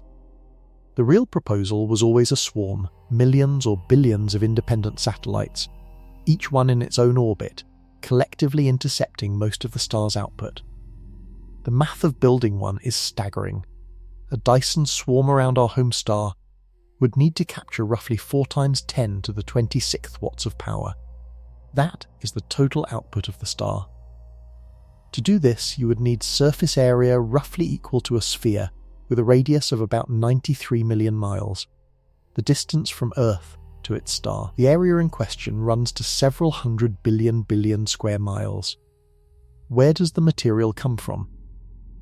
Engineers studying the proposal have run the numbers. Building a full Dyson swarm would require disassembling planets. The most commonly proposed source is Mercury, the smallest rocky world in the solar system, which contains enough metal to manufacture a substantial portion of the swarm. Mercury alone provides around 330 quintillion tons of usable mass. Even that is not enough for a full swarm. You would need to mine asteroids, then move on to dismantling Venus, Mars, and possibly the moons of the gas giants. Building a complete swarm consumes most of the rocky material in the solar system. The construction timescale is brutal. Even with self-replicating mining robots, the kind some engineers have proposed for asteroid harvesting, the project would take centuries at minimum. Some estimates run to thousands of years. The civilization undertaking the project must remain politically and economically stable across spans longer than any human empire has ever lasted. Now consider what this engineering effort would buy you. With a Dyson swarm collecting full stellar output, you could fund interstellar missions on a scale impossible for a planet-bound species. A single relativistic voyage, requiring weeks of stellar energy, would consume only a sliver of your annual output. You could launch hundreds of probes per year. You could power laser arrays that push spacecraft to half the speed of light. You could transmit signals strong enough to be detected across thousands of light years. You could, in other words, become the kind of civilization that interstellar travel actually requires. But here is the cold reading. Even with all of this, a Dyson swarm civilization still cannot break the speed of light. Their probes still take decades or centuries to cross the galaxy. Their crews still die from radiation, time dilation, and isolation. Building a Dyson swarm makes interstellar travel affordable. It does not make it fast. Aliens at this level would still face the same physics every chapter has described. They would just be able to pay the bill. The next chapter looks at what they could send instead of crews, and why we should already be tripping over alien hardware. If you cannot send a crew, send a machine. If you cannot afford to send many machines, send one machine that builds copies of itself. This is the von Neumann probe, named after the Hungarian-American mathematician John von Neumann, who first studied self-replicating machines in the 1940s. The idea is precise and chilling. Build a single robotic spacecraft capable of reaching another star system, mining local resources, and constructing copies of itself from scratch. Each copy then launches toward more star systems, mines more resources, builds more copies. The probe family grows exponentially. Run the math. A self-replicating probe travelling at 1/10 the speed of light, doubling its numbers every time it reaches a new system, could fill the entire Milky Way with probes in a few million years. That sounds long. It is not. The galaxy is over 13 billion years old. Stars far older than ours have been around for billions of years before Earth even formed. Any civilization that arose more than a few million years before us, anywhere in the galaxy, should have launched probes that reached every system, including ours, long ago. The galaxy should be saturated with alien hardware. It is not, or at least we have not found it. The American astronomer Frank Tipler used this argument in 1980 to claim that the absence of probes proves intelligent aliens do not exist. If they did, he argued, their probes would already be here. We would find them on the Moon, in the asteroid belt, on the surface of Mars. The fact that decades of careful surveys have turned up nothing alien suggests, in Tipler's view, that we may be alone. Other scientists pushed back. Carl Sagan and William Neumann argued that civilizations advanced enough to build self-replicating probes would be wise enough not to. The same technology that lets a probe reproduce in any star system also lets it consume that system. A runaway swarm of self-copying machines could devour entire worlds, including inhabited ones. Releasing such a probe would be biological warfare on a galactic scale, and any responsible civilization would refuse. Engineers have studied the construction problem. A self-replicating probe must contain blueprints for every component of itself, plus the mining and manufacturing equipment needed to build those components from raw materials. The complexity is staggering. The probe must function in a wide variety of star systems, with different chemistries, different gravity wells, different available resources. It must repair itself across centuries of travel. It must make decisions autonomously, because radio commands from the home world arrive too late to matter. No human team has built anything close to a self-replicating machine. The smallest example in nature is a living cell, refined by billions of years of evolution. Engineering one from scratch, capable of operating in deep space, remains beyond current capabilities. Even so, the absence of alien probes is striking. Some researchers have proposed that the probes are here, but hidden. They might be deactivated, dormant, or disguised. Others suggest they actively avoid contact, observing without interfering. A few have argued that the probes exist, but operate on timescales we cannot detect, gathering data once every few thousand years and ignoring our brief radio era entirely. The honest answer is that nobody knows. The galaxy looks empty of alien hardware. Either no one builds probes, or no one has launched them, or they exist and we cannot see them. The next chapter takes the deepest version of this puzzle, the Great Filter, and where it might be hiding. The American economist Robin Hanson took every chapter of Cosmic Silence so far and wrote a single, terrifying name across them. The Great Filter. The Great Filter is not a physical object, it is a concept. Somewhere along the path from inert matter to galaxy-spanning civilization, there is a step so difficult that almost nothing crosses it. Whatever that step is, it acts as a filter. Most candidates fail. Very few pass. The empty sky is the evidence that the filter exists. The unanswered question is where, exactly, it sits along the path. Hansen laid out the journey in steps. Lifeless chemistry, self-replicating molecules. Simple cells. Complex cells. Multicellular life. Animal intelligence. Tool use. Civilization. Technology. Interstellar capability. Each step is a transition. Each transition might be the filter. If the filter is behind us, the news is good. It means humanity has already passed the hardest step. We are rare, unusual, possibly almost alone in the galaxy. The silence reflects the difficulty of getting where we are. Future generations might spread across the stars without competition, simply because no one else made it this far. If the filter is ahead of us, the news is catastrophic. It means that some step beyond our current level is so brutal that every civilization fails it. Climate collapse. Nuclear war. Biological accident. Artificial intelligence catastrophe. Resource exhaustion. Some final wall waits, and every species hits it. The silence reflects civilizations that reached our level and then died, every single time. Researchers have argued for both possibilities. The case for a filter behind us rests on the strange path of biology. The transition from simple cells to complex cells, called eukaryogenesis, may have happened only once on Earth. Every plant, animal and fungus alive today descends from that single event, roughly 2 billion years ago. If complex cellular life is genuinely that rare, simple bacterial life might fill the galaxy, while complex organisms remain almost non-existent. The case for a filter ahead is more disturbing. Humanity has already invented multiple ways to destroy itself. Nuclear weapons exist in arsenals capable of ending civilization within hours. Engineered pathogens could escape laboratories. Climate destabilization is already underway. Artificial intelligence carries risks that researchers genuinely debate. Any of these could be the filter, and we are still inside the window where they apply.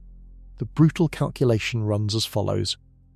The more recent any technological civilization's death, the more likely the filter is ahead. If aliens routinely arose, then routinely destroyed themselves before reaching interstellar capability, the galaxy would look exactly like it looks now.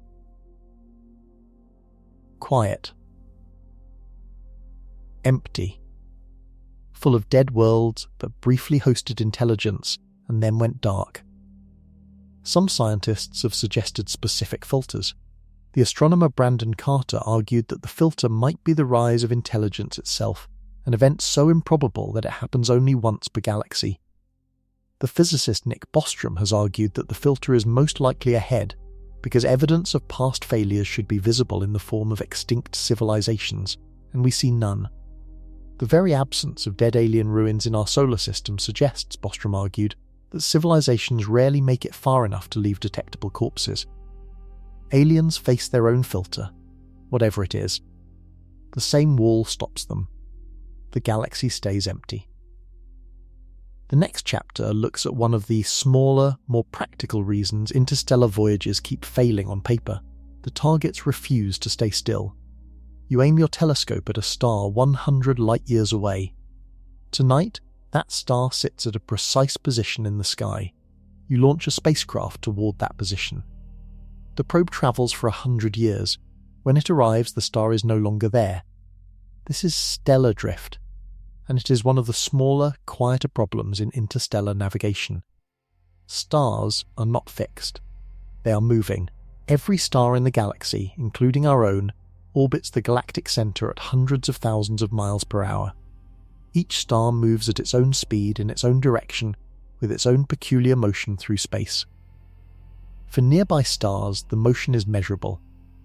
Astronomers call it proper motion. Barnard's star, only 6 light-years from us, drifts across the sky at about 10 arcseconds per year. Slow by everyday standards.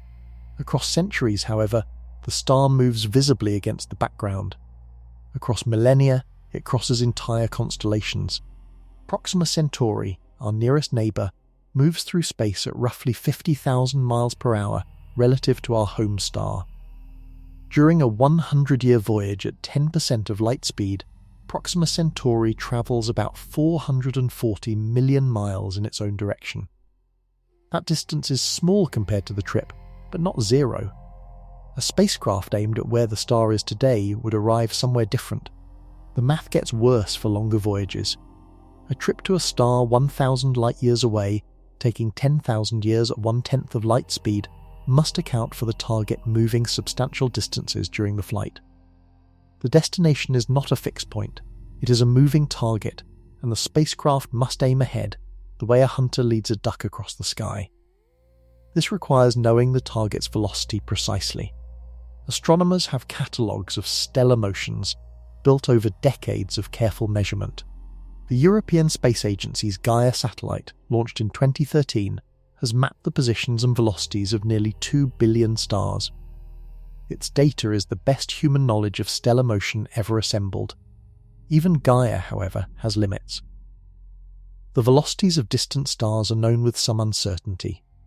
Across long voyages, small uncertainties grow into missed distances measured in millions of miles. A spacecraft can correct for some of this with onboard navigation. Cameras can track the destination star as the journey proceeds, adjusting course to compensate for drift. The corrections, however, cost fuel. Every adjustment subtracts from the budget that earlier chapters showed was already strained. A long voyage with frequent course corrections may run out of propellant before arrival. There is also the problem of the destination itself.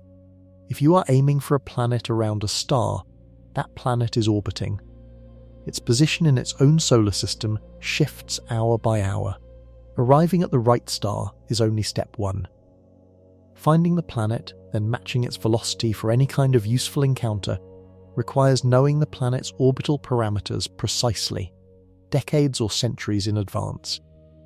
Predictions across that timescale carry their own errors.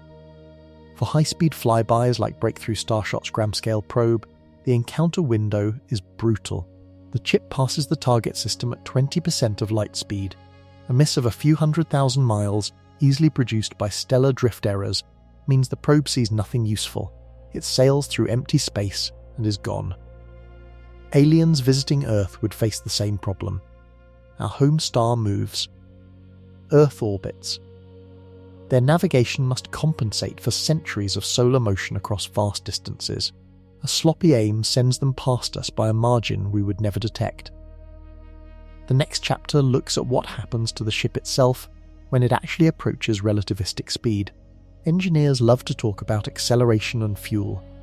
They mention shielding and propulsion, they sketch crew quarters and life support.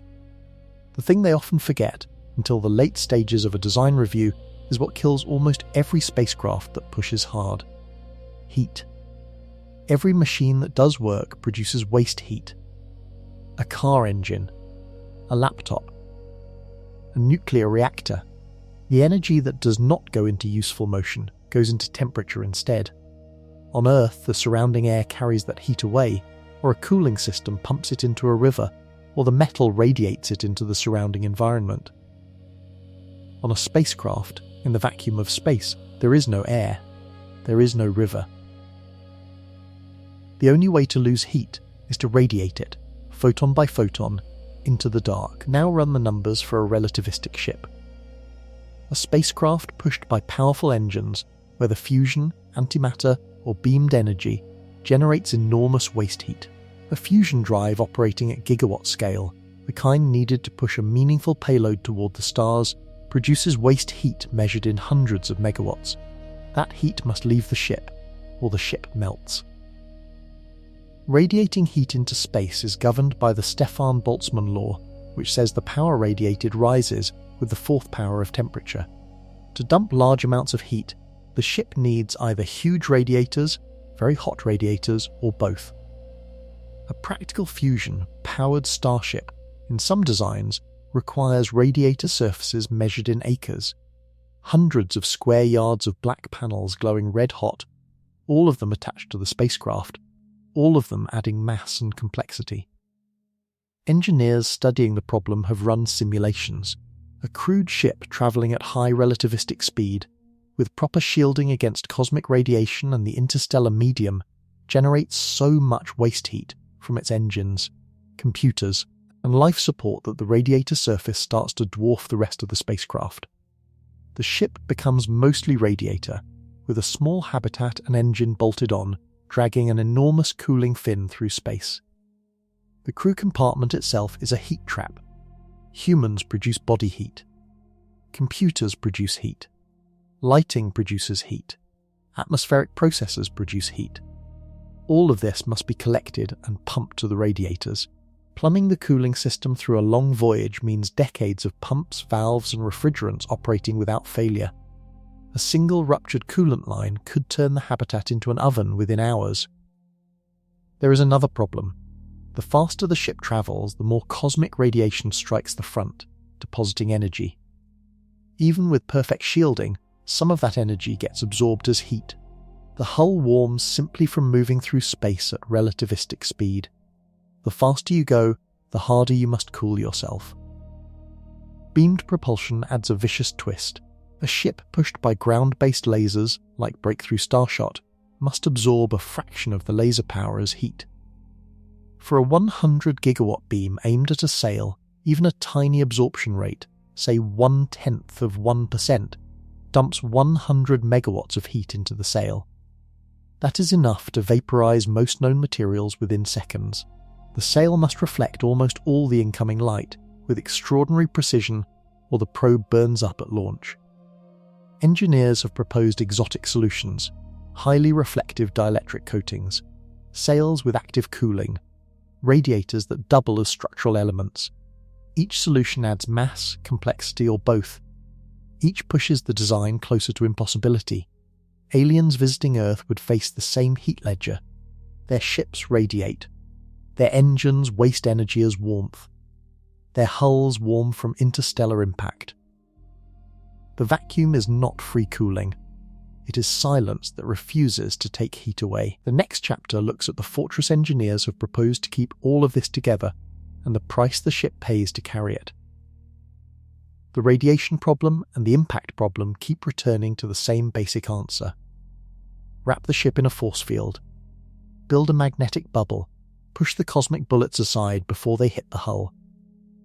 This sounds like science fiction. It is in fact a serious engineering concept that NASA and other agencies have studied for decades. The principle is simple. Charged particles, including most cosmic radiation, curve when they pass through magnetic fields. A strong enough magnetic field around a spacecraft would deflect incoming particles, sweeping them away from the crew compartment. The ship becomes a moving fortress, protected not by armor, but by invisible lines of force. Earth uses this trick already. Our planet has a magnetic field, generated by molten iron circulating in the core. That field traps incoming cosmic particles in regions called the Van Allen belts, deflecting most of them away from the surface. Without it, life on Earth would be exposed to lethal radiation. The engineering question is whether we can build a smaller version fitted to a spacecraft. The answer, in principle, is yes. The answer, in practice, is brutal. A magnetic field strong enough to deflect cosmic radiation across a spacecraft requires enormous current flowing through enormous coils. The coils must be made of superconducting material because ordinary wire would melt from the resistance. Superconductors must be kept extremely cold, typically near absolute zero, requiring constant refrigeration. The cooling system itself adds mass and complexity. The mass of the magnetic system grows fast. NASA studies have calculated that a magnetic shield strong enough to protect a crewed mission to Mars from solar particle events would require coils weighing several tons, plus the cooling and power infrastructure. For an interstellar mission, where the radiation environment is harsher and the voyage is longer, the shielding mass climbs into hundreds of tons. That mass, like every other mass on a starship, must be accelerated and decelerated, draining the fuel budget. There is also the field strength problem. Cosmic radiation includes high-energy heavy ions, particles like iron nuclei moving at relativistic speed. To deflect such particles, the field must be powerful, 10 to 100 times stronger than the strongest sustained fields humans have built so far. Generating fields of that strength on a spacecraft with limited power has not been demonstrated. The engineering exists on paper, it has never flown. A different design uses electrostatic shielding, charge the hull positively, repel positive particles. Some cosmic rays are deflected, other particles, however, are negative, and the same charge attracts them. A purely electrostatic shield cannot defend against everything. Hybrid systems combining magnetic and electrostatic fields get closer to full protection but multiply the engineering complexity. Then comes the impact protection problem. Magnetic shields work on charged particles. They do not stop neutral atoms or dust grains, which carry no charge and pass through fields untouched. For relativistic dust impacts, engineers must add physical shielding on top of the magnetic system. Plate armor at the front of the ship, sacrificial layers that ablate away as particles strike, water tanks doubling as both radiation and impact protection. Stack all of this together, and the ship looks less like a sleek spacecraft and more like a hardened bunker on the move. Layer upon layer of shielding, cooling, power, structural support. Each layer adds mass. Each kilogram demands fuel. Each unit of fuel demands more fuel to push it. The rocket equation is waiting at the end of every shielding decision, and it always wins. Aliens face the same engineering. Their bodies need protection, their machines need cooling, their hulls need armour. The fortress is heavy, no matter who builds it. The next chapter looks at the people inside the fortress, and what living in steel for decades does to the human mind. Set the engines and the shielding aside. Imagine the ship works, the fuel burns, the radiation deflects. The impacts glance off. Now look inside the crew compartment, at the people themselves. What does it do to a human mind to know you will never come home? This is not a hypothetical question. Researchers at NASA, the European Space Agency, and Russia's Institute of Biomedical Problems have studied long-duration isolation for decades. They have run experiments where volunteers spend months sealed in mock spacecraft, simulating missions to Mars or beyond. The results consistently show that isolation, confinement, and distance from Earth produce serious psychological strain even on missions measured in months, not decades. The Mars 500 experiment, run by Russia from 2010 to 2011, sealed 6 volunteers in an isolated habitat for 520 days, simulating a round trip to Mars. The crew reported sleep disruption, cognitive slowing, emotional flattening, and growing tension between members. 5 of the 6 developed at least one significant behavioural or psychological issue during the mission, and this was a simulation, on Earth, with a guaranteed exit at the end. Now scale to interstellar flight. A crew on a multi-decade voyage faces years of monotony, with no horizon, no weather, no seasons, no fresh faces, the same few colleagues, the same metal walls, the same recycled air every day for longer than most marriages last. Earth shrinks behind them, then disappears entirely. The fastest signal home takes years. By the time their messages arrive, the world they describe no longer exists. Astronauts on the International Space Station, who can see Earth through a window and talk to family every day, still report psychological challenges after 6-month rotations. The Russian cosmonaut Valery Polyakov holds the record for longest single spaceflight, 437 days aboard the Mir station.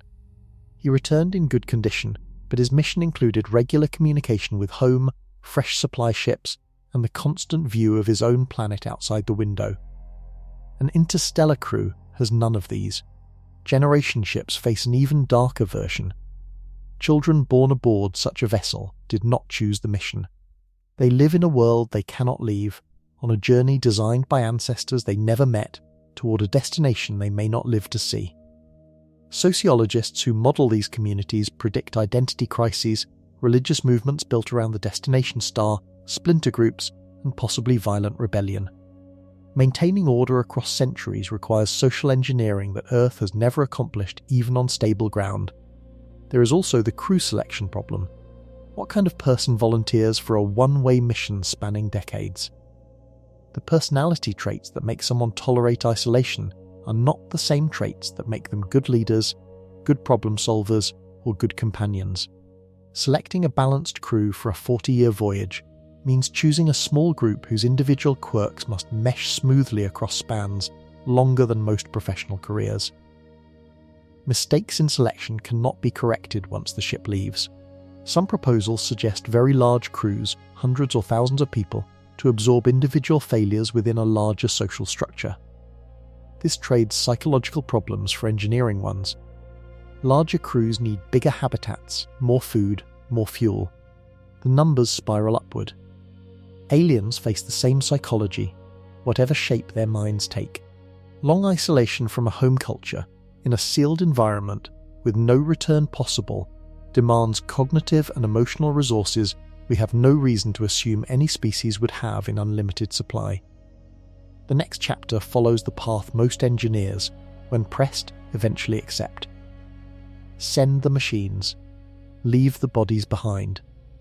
Every chapter so far has tightened the noose on biological crews. The fuel mass forbids them. The radiation kills them. The time dilation strands them. The isolation breaks them. the engineering returns again and again to the same conclusion. If anything is going to cross the gulf between stars, it will not be a person, it will be a machine. The case for robotic emissaries is overwhelming once the math is laid out. A robot does not need food, water, or air.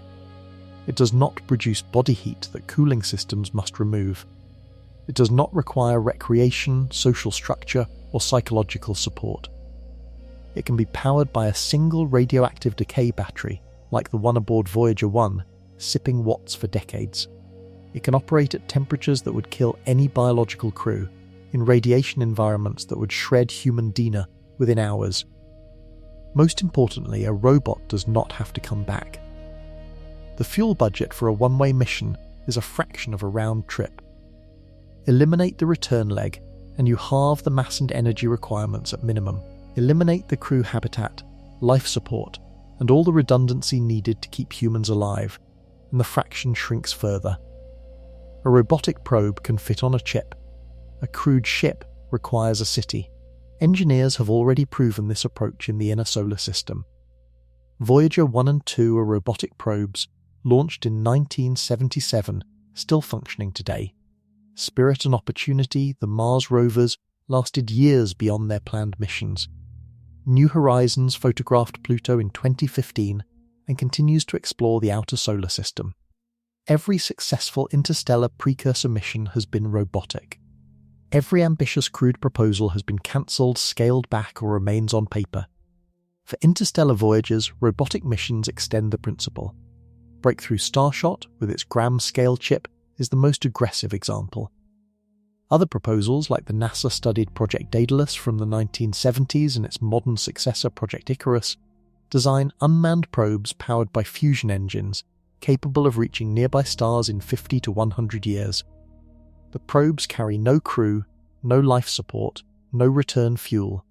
They are flying laboratories, designed to gather data and beam it home before they pass beyond their power systems. Modern artificial intelligence makes this approach more practical. A probe sent on a multi-decade voyage cannot be controlled in real time, because the communication lag forbids it. It must make decisions autonomously. Machine learning systems, neural networks, and onboard reasoning let a probe handle unexpected situations without waiting for orders from Earth. A probe arriving at an exoplanet can decide what to photograph, when to deploy instruments, and how to allocate dwindling power, all without input from home. The trade-off is patience. A robotic mission to a nearby star, even an aggressive one, takes decades. The team that designs the probe will be retired or dead by the time the data arrives. The mission becomes a multi-generational scientific project, with results inherited by people who were children when the probe launched, or not yet born. Every chapter of the science is delayed by the speed of light. Aliens visiting Earth, by the same logic, are far more likely to be machines than living beings. Any signal we receive, any artifact we discover, any approaching object we detect, is more probably a probe than a crewed ship. The biology of the original civilization may be unrecognizable. The hardware they sent is the only piece that could survive the trip. This reframes the search. Stop looking for aliens. Start looking for their robots. The next chapter examines where humanity has actually been listening and what 50 years of careful searches have produced. In 1960, an American astronomer named Frank Drake pointed an 85-foot radio telescope at two nearby stars. He listened for signals. He found nothing. This was Project Ozma, the first scientific search for extraterrestrial intelligence. It lasted 4 months.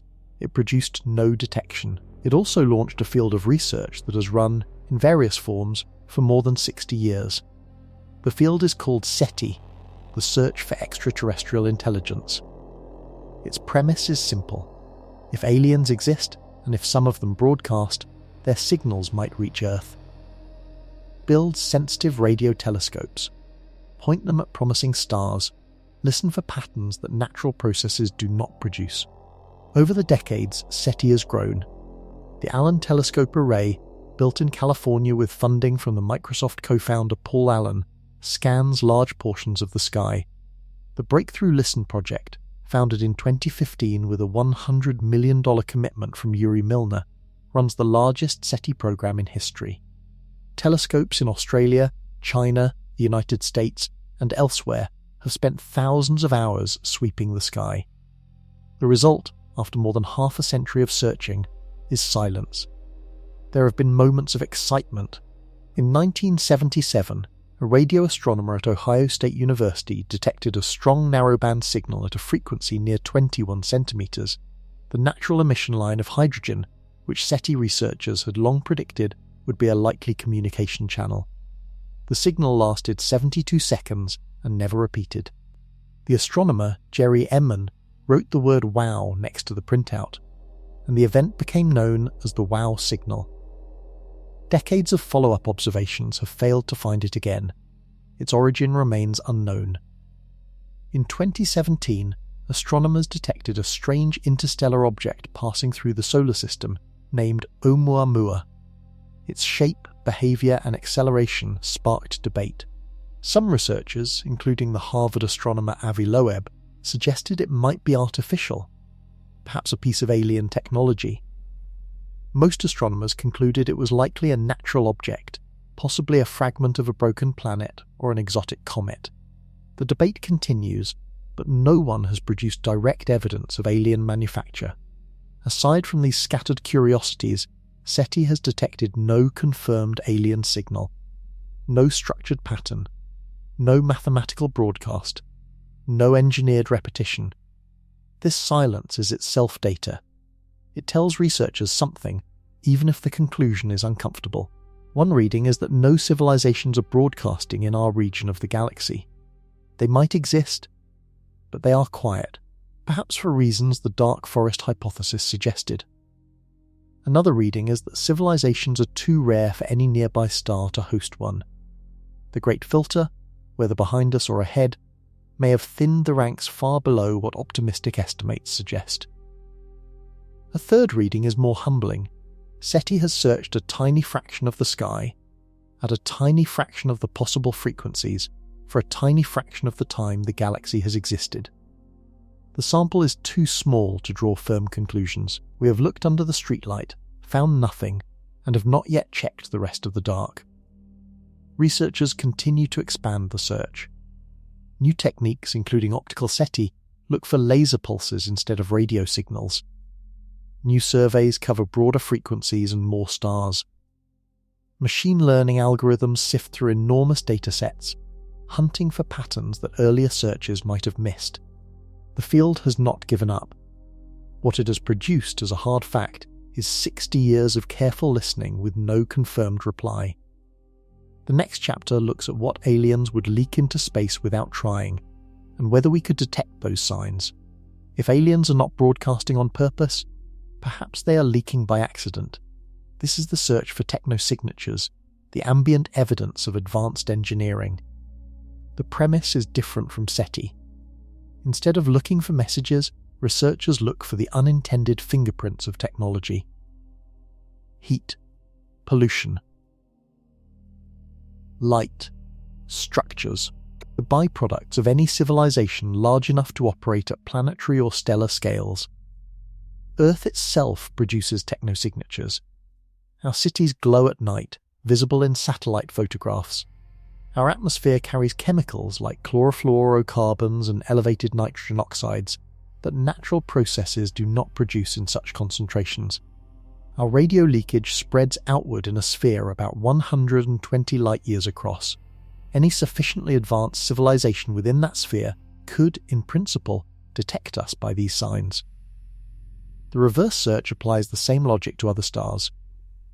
If a planet hosts a civilization, its atmosphere might contain industrial pollutants, its night side might show artificial lighting, its star might appear slightly dimmed by orbiting structures, or slightly off spectrum because waste heat is being radiated at infrared wavelengths.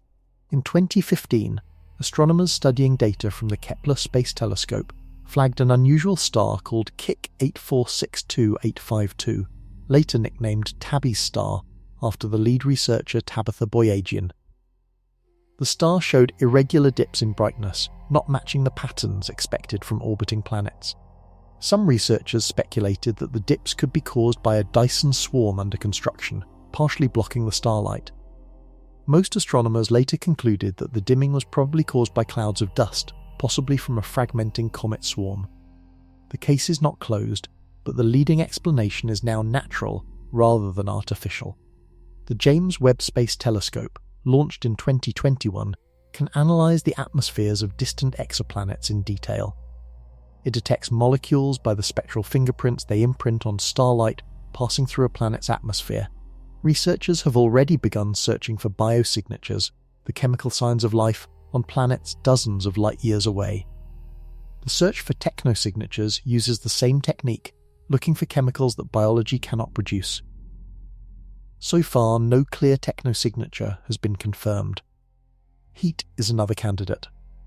A Type 2 civilization harvesting most of its star's energy must dump enormous amounts of waste heat. That heat appears as infrared radiation.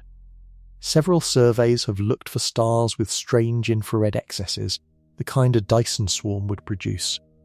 The GHAT survey, run from Pennsylvania State University in the 2010s, examined 100,000 galaxies for unusual infrared signatures. None matched the predicted pattern of a galaxy-scale civilization. Some researchers have proposed looking for direct evidence of relativistic propulsion. A spacecraft accelerated by a powerful laser would produce detectable effects at the launch site, including bright flashes and narrow beams visible across interstellar distances. Other proposals involve searching for orbital structures around stars, large enough to cast shadows during transits. None of these searches have yet produced a confirmed detection. The honest summary is that the technosignature field is young. The data is incomplete.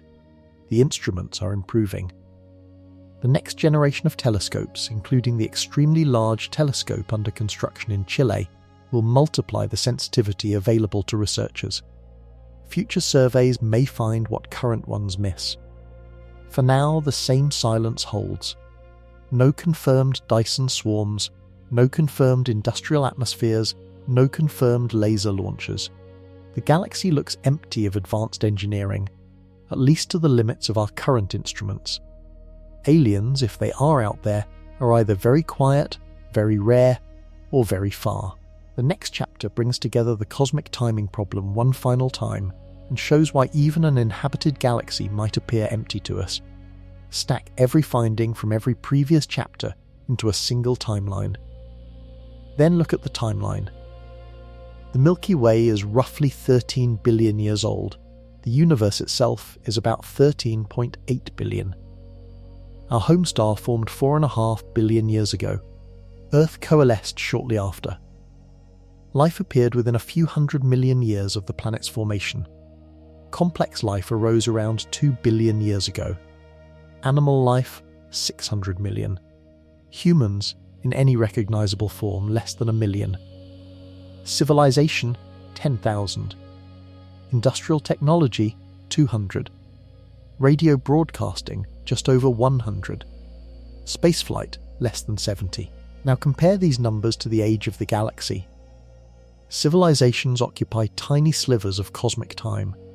If the entire history of the Milky Way were compressed into one Earth year, modern humans would appear in the last few minutes before midnight on December 31st. Our radio era would last a fraction of a second. The galaxy is patient. Civilizations are brief. This is the cosmic timing problem, and it dwarfs every engineering challenge so far. Two civilizations, to communicate or meet, must overlap not just in space but in time. They must be active at the same cosmic moment. Given that civilizations might last only thousands or tens of thousands of years before going extinct, evolving beyond recognition, or simply going dark, the chance of two such windows aligning is brutally low. Picture a galaxy with 1,000 civilizations spread across its history. If each civilization lasts 10,000 years, and the galaxy is 10 billion years old, then on average only one civilization is active at any given moment. The other 999 have already died, or have not yet arisen.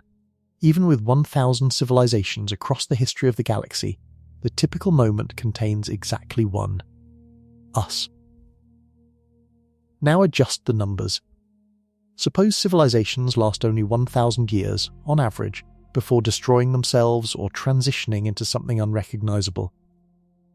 The window shrinks tenfold. To have even one civilization alive at any given moment, the total number of civilizations across the galaxy's history must be 10,000. The galaxy must have been busy for billions of years, with births and deaths, and yet at any specific snapshot, almost no one is broadcasting. This is what astronomers call the mediocrity principle applied to time. Even if the galaxy has hosted thousands of intelligent species, the moment we happen to be looking, almost all of them have come and gone. The cosmic neighbourhood we share with potential contacts is mostly populated by ghosts, dead worlds where civilizations once existed but have left no current signal. There is a stranger version of this problem. Some researchers have suggested that early civilizations, arising billions of years before us, may have evolved beyond detectable forms. They might have transcended biology, merged with their machines, retreated into virtual environments, or simply lost interest in the kind of behaviours we look for. A civilization a billion years older than ours might be unrecognisable in the way an iPhone would be unrecognisable to a medieval European. If they exist, they may be everywhere and nowhere, undetectable by our tools. Younger civilizations, meanwhile, may not yet have invented radio. The galaxy might contain pre-technological species on hundreds of worlds, none of them yet broadcasting, all of them invisible to our instruments. We can only see those who happen to be at roughly our level of development at the moment we look. The cosmic timing problem is not solvable by better engineering, it is structural. Time itself, combined with the brevity of civilizations, ensures that the galaxy is mostly silent even when it is full. The final chapter pulls every thread together and offers the verdict the math has been pointing toward all along. The mission planner gathers the crew one last time. The screens cycle through every chapter of the voyage, the fuel calculations, the radiation walls, the generation ships, the Dyson swarms, the empty radio surveys, the dead silence at every wavelength humanity has tested. The verdict is here, and it is colder than anyone wanted. The speed of light is so slow that aliens, even if they exist in abundance, almost certainly cannot reach Earth. Every chapter has reinforced the same finding. Light, the fastest signal physics permits, takes thousands of years to cross a single galaxy. Spacecraft, bound by the rocket equation, cannot match light. Even a probe pushed by laser arrays to 1/5 of light speed needs decades to reach the nearest star. Crewed ships, weighed down by life support and shielding, cannot achieve those speeds at all. The fuel cost spiral toward demands no civilization can meet. The interstellar medium punishes any ship that tries. Cosmic radiation kills biological crews. Time dilation strands them from home. Generation ships face social collapse. Cryosleep does not work. Communication lag prevents real-time contact across light years. Wormholes require exotic matter that does not exist. Warp drives demand negative energy on cosmic scales. Faster than light travel breaks causality itself, and the universe shows no sign of allowing it. Even civilizations rich enough to attempt the journey face the cosmic timing problem. The galaxy is patient. Civilizations are brief. Two species to meet must align across both space and time, a coincidence the math suggests almost never happens. The galaxy may hold 1,000 intelligent species across its history, with none of them alive at the same moment, all of them invisible to each other across the gulf. This is why the stars stay dark. There are no fleets approaching, no emissaries en route, no radio chorus filling the sky. Whatever exists out there is separated from us by walls that engineering cannot break and physics will not bend. The silence is not a mystery, it is a consequence. The universe was built large, and light was made slow, and intelligent life, however common or rare, lives within those constraints just as we do. Now turn the verdict around. What does this mean for humanity? It means we are alone in a practical sense. even if we are not alone in an absolute sense. The other minds in the galaxy, if any, cannot reach us. Their radio voices, if they ever broadcast, cannot find us across the timing gap. Their probes, if they ever launched, have not arrived. The cosmos is full of space and short on contact. It also means that our own future, if we have one, is up to us. No one is coming to save Earth. No advanced civilization will arrive with miracle technology, or wisdom from older worlds, or solutions to our climate, our wars, or our extinction risks. The aliens who could help us cannot get here. The aliens who might destroy us cannot get here either. The galaxy is large enough to hide everyone from everyone else. This isolation is heavy. It is also clarifying. Every problem we face must be solved by us, with our own minds, on our own timeline. Every star we ever reach, we must reach ourselves, using engineering we have not yet invented. The journey is real. The destinations are real. The math, however, says the journey is far harder than science fiction promised, and the trip will take longer than anyone wanted to admit. The mission planner closes the briefing. The screens go dark.